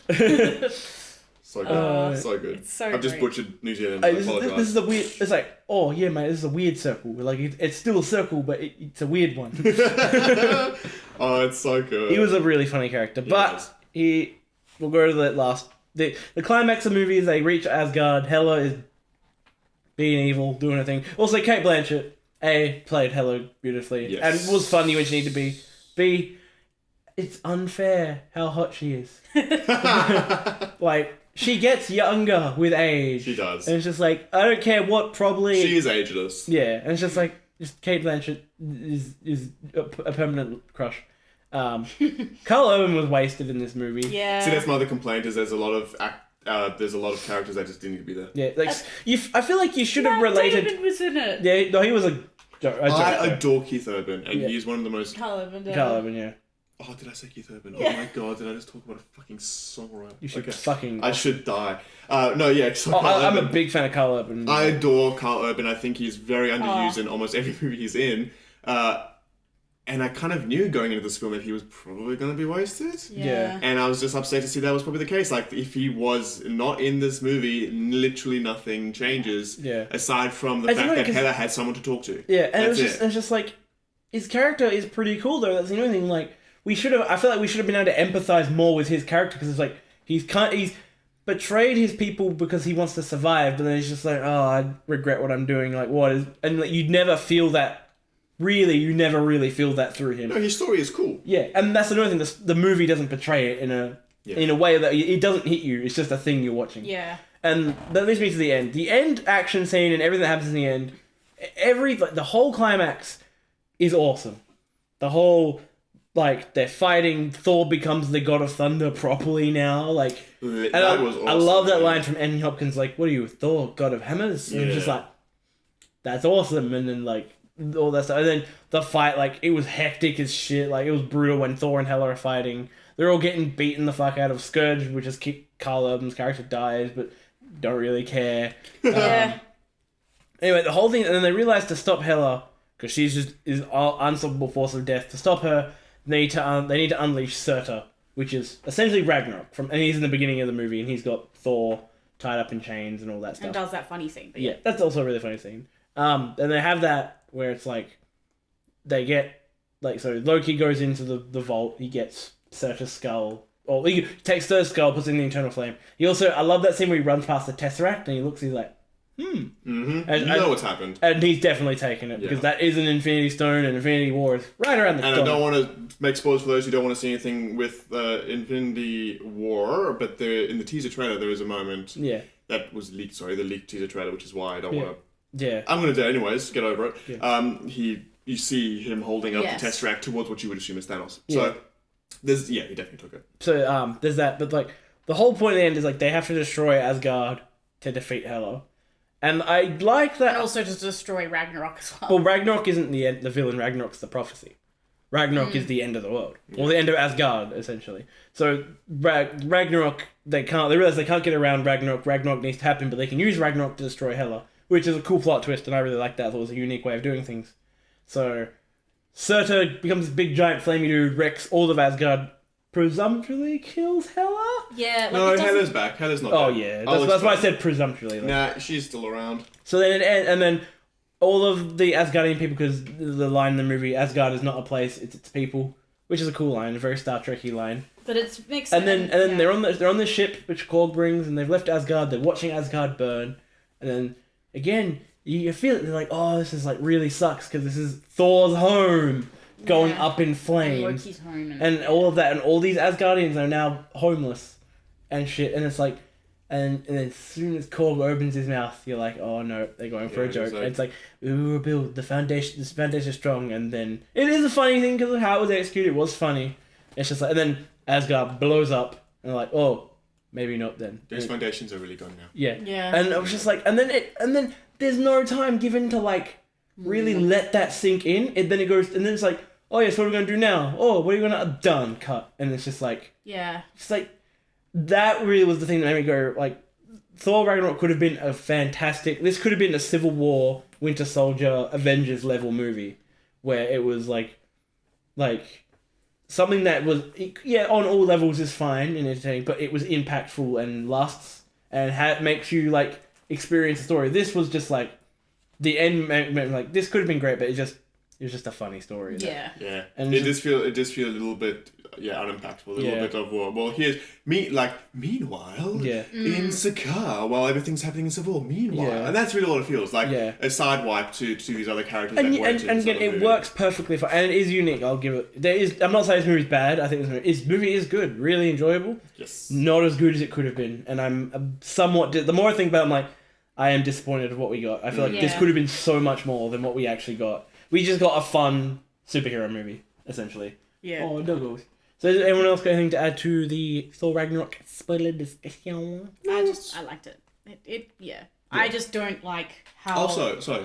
Yeah, continue. No, go. Oh no, I just wanted to reiterate. I just don't like. Well, actually, I do like how they followed the Guardians of the Galaxy thing, where playing like all nice 80s synth rock and. Yeah. Well, this movie had a very heavy 80s aesthetic to it. Yeah, and it was cool. And like all. I want to reiterate. I don't hate this movie. I think the movie is very enjoyable and and a good movie, but I don't think it could have been great. And I feel like its flaws do hold it back quite a bit. Like this could have been Winter Soldier, Civil War, Avengers level of great, or Guardians level of great, but it wasn't. The thing, like, if you look at random thing, Guardians of the Galaxy, yes, is a hilarious movie, but that movie knew when to go. Let's be funny, or all right, we need to play them drama right now. Like, we need to make the characters feel some heavy emotions, which in turn makes the audience feel those heavy emotions. And again, you could be like, oh, Guardians was funny as well, but it's like, yeah, but Guardians knew when to play the drama. It knew when to. I mean, Guardians is a very emotional film. Yeah, both of them are. Yeah, especially the end of Guardians Volume 2, where you're like, again, that's again, Volume 2 is very hilarious, very funny. But the end of that movie was like, we're not playing for humor. We are going for straight emotion. And it hits. And it hits you so hard. I cried so much at that end. Every single time that song Father comes on and Son, radio now, I have to take a moment. Yeah. So you can do it. I mean, Guardians of the Galaxy 2 especially show that you can balance those two aspects. I really want to go back and watch Guardians of the Galaxy. Because I remember when I came out of it, I wasn't that hot on it. I was like, what, 2? Yeah. And I was like, but then I remember thinking about it, I'm like, wait a minute. Self-contained story, wasn't focused on big set pieces. It was focused about telling a story about a son meeting his long lost father, realizing his father is not what he remembered or heard that his father was, is a godlike being of love and compassion, and realize his dad is a villain, and then having to deal with the fact he's lost he's lost all his family, but then he's lost his real father. That again, like, it is a funny and enjoyable movie, but like. And I remember not being hot, but I remember every time I think about Guardians of the Galaxy 2, which is the opposite of Thor Ragnarok, the more I think about it, the more I'm like, this movie was fucking great. Like, as well, Ragnarok, I'm like, this movie was good. It's fine. Yeah. It's all good. All well and good. Anyone else got anything to add before we wrap this up? No. Thor loses an eyeball. Oh, yeah, that's it. Yeah, he loses an eye, which is cool. He now looks like Odin. Yeah. The Godfather. Oh, no, the Allfather. Which I think is a nice callback. But again, it goes to show how unimpactful that actually ends up feeling, because we only now mention that, oh, by the way, he has one eyeball now. And we forget that's the last thing that we want to talk about, because it does feel like, well, he just smacked an eye patch on it and he's going to go in his merry way like nothing ever happened. Yeah. So there was a and you know it's going to amount to just one joke in Avengers. Yeah. Where it's just like, oh, you lost an eye, Thor. Yeah, yeah, I did. I would wager you're not wrong. Yeah, I did. But I'm still just as good without my other eye. I'm Thor. Yeah. And scene. That's all it's going to amount to. That's funny because that's pretty much what it's going to be. Yeah. But yes. So we'll wrap that up now. We would normally do like, what are we playing? But we are a bit over time. So we'll wrap it up now. Thank you, everyone, for listening. Danny, where can they find us? So if you want to find us, you can find us on Facebook or on Twitter. On Facebook, you can find us at facebook.com/official, I think it's called... The Official Ramblers podcast. Yeah, the Ramblers official podcast. That's it. Yeah. So facebook.com/ Don't do this for Ramblers... a week. Don't do this for a week, and then we like. Yeah, we will just crash and burn. Yeah, the Ramblers official podcast, and then if you want to find us on Twitter, it's at @podcast_Rambler, and that's with a capital R. Yes. Also, yes, we'll be uploading some new updates. Yes. In the next couple of And days. we've got Chris on one of these. Yes. So we'll feel forward to looking at that. Yes. And yes, thanks everyone for listening. Remember to like, comment, and subscribe, and share this with your friendos. We get more views. That's why we do this. No, not really. But yeah, thank you, Chris, for coming on. No worries, man. Thanks for having me on again. Recording in your house and all that shit.